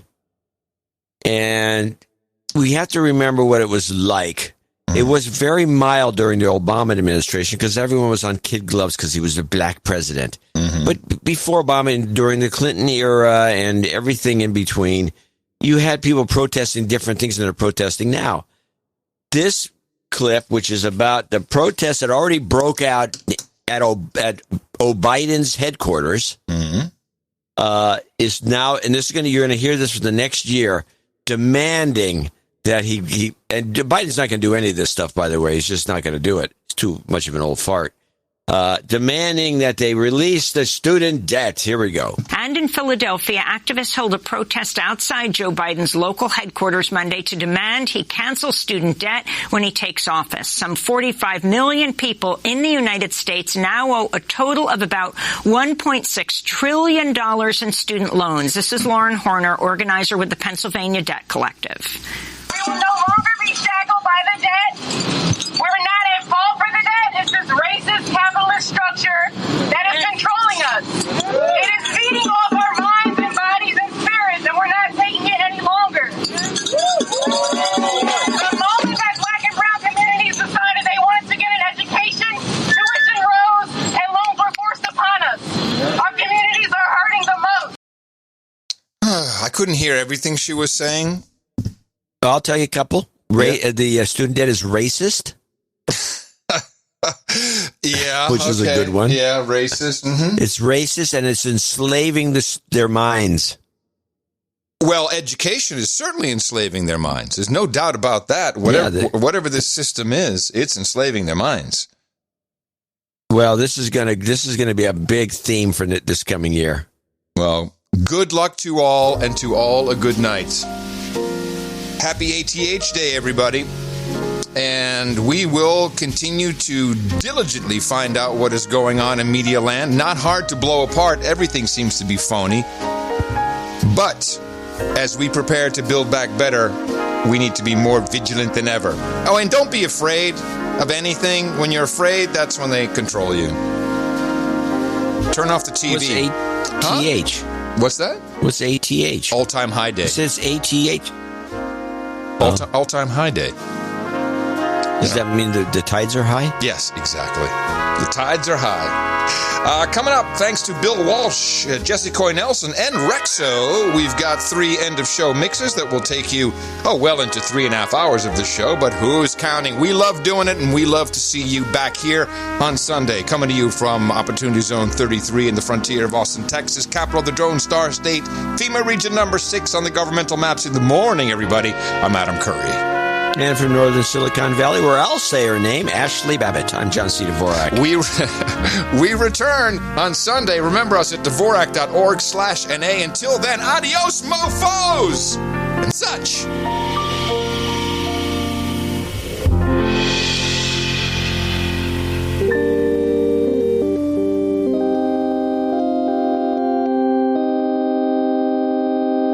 I got ants.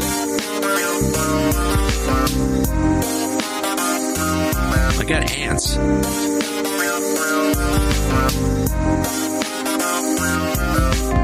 I don't know if we had ants. We had ant invasion. I was thinking if you desiccated a big pile of ants and then ground them to a powder like a fine grind black pepper, we were having dinner and I got an ant somehow in the meal, and I ate it. These things are peppery.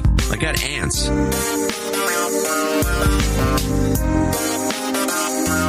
I got ants.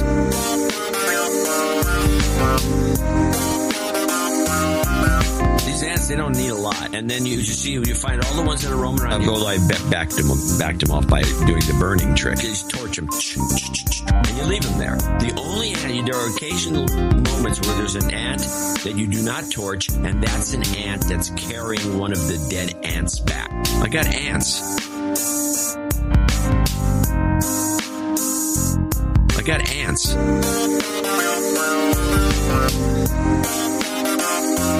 I got ants.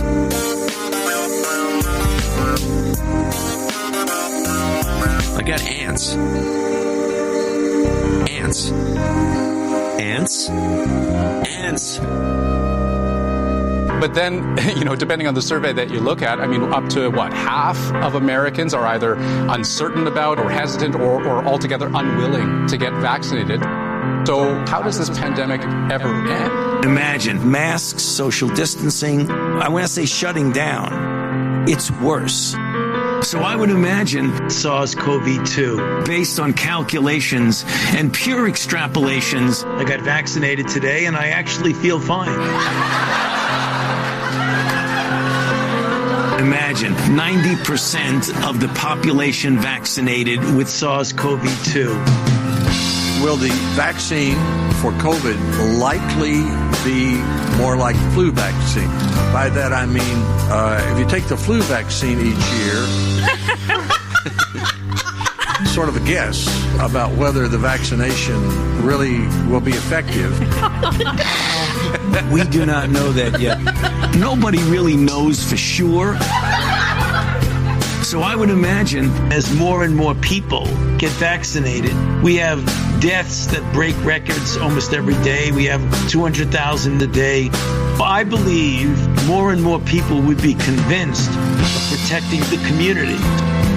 Guys like Fauci get up there and start talking, he doesn't know anything really about anything, and I say that to his face. Those guys have got an agenda. Dr. Anthony Fauci is a pathological liar. And he imagines that he imagines. He's imagining things on top of things he's imagined. So I would imagine how long it will last. What about the new variant?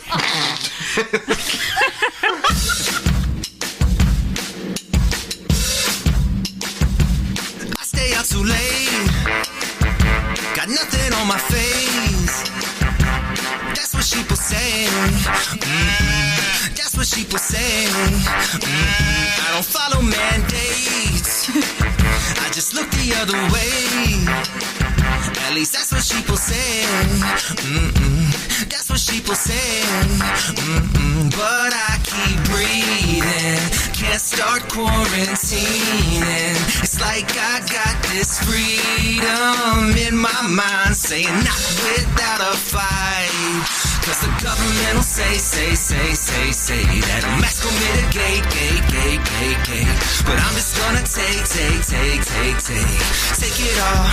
it all. And the Karen's gonna hate. All the rules I'm gonna break. But I'm still gonna take it all. I rarely even sneeze. And if I do, it's allergies. And that's what they don't see. That's what they don't see. This whole thing is overblown. Make the rules up as they go. And they think that we don't know. They think that we don't know. But I keep breathing. Can't start quarantining. It's like I got this freedom in my mind, saying not without a fight. Cause the government will say that a mask will mitigate, gate. But I'm just gonna take it all. And the Karen's gonna hate. All the rules I'm gonna break. But I'm still gonna take it all. Take it all.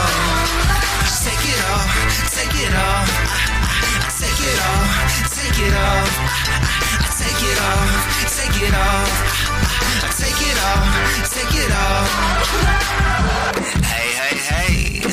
Just think, while you've been getting down and out about the media and the dirty elites of the world, you could have been getting out into the streets.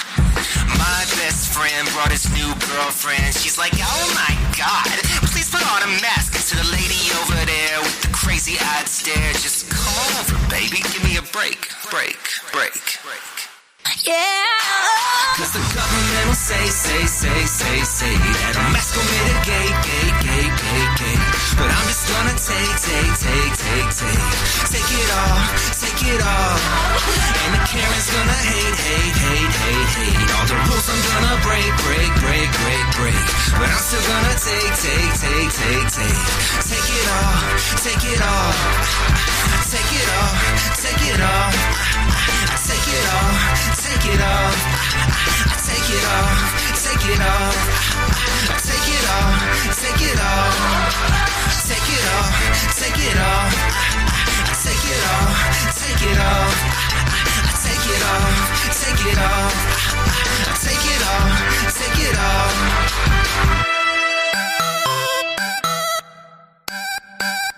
The best podcast in the universe.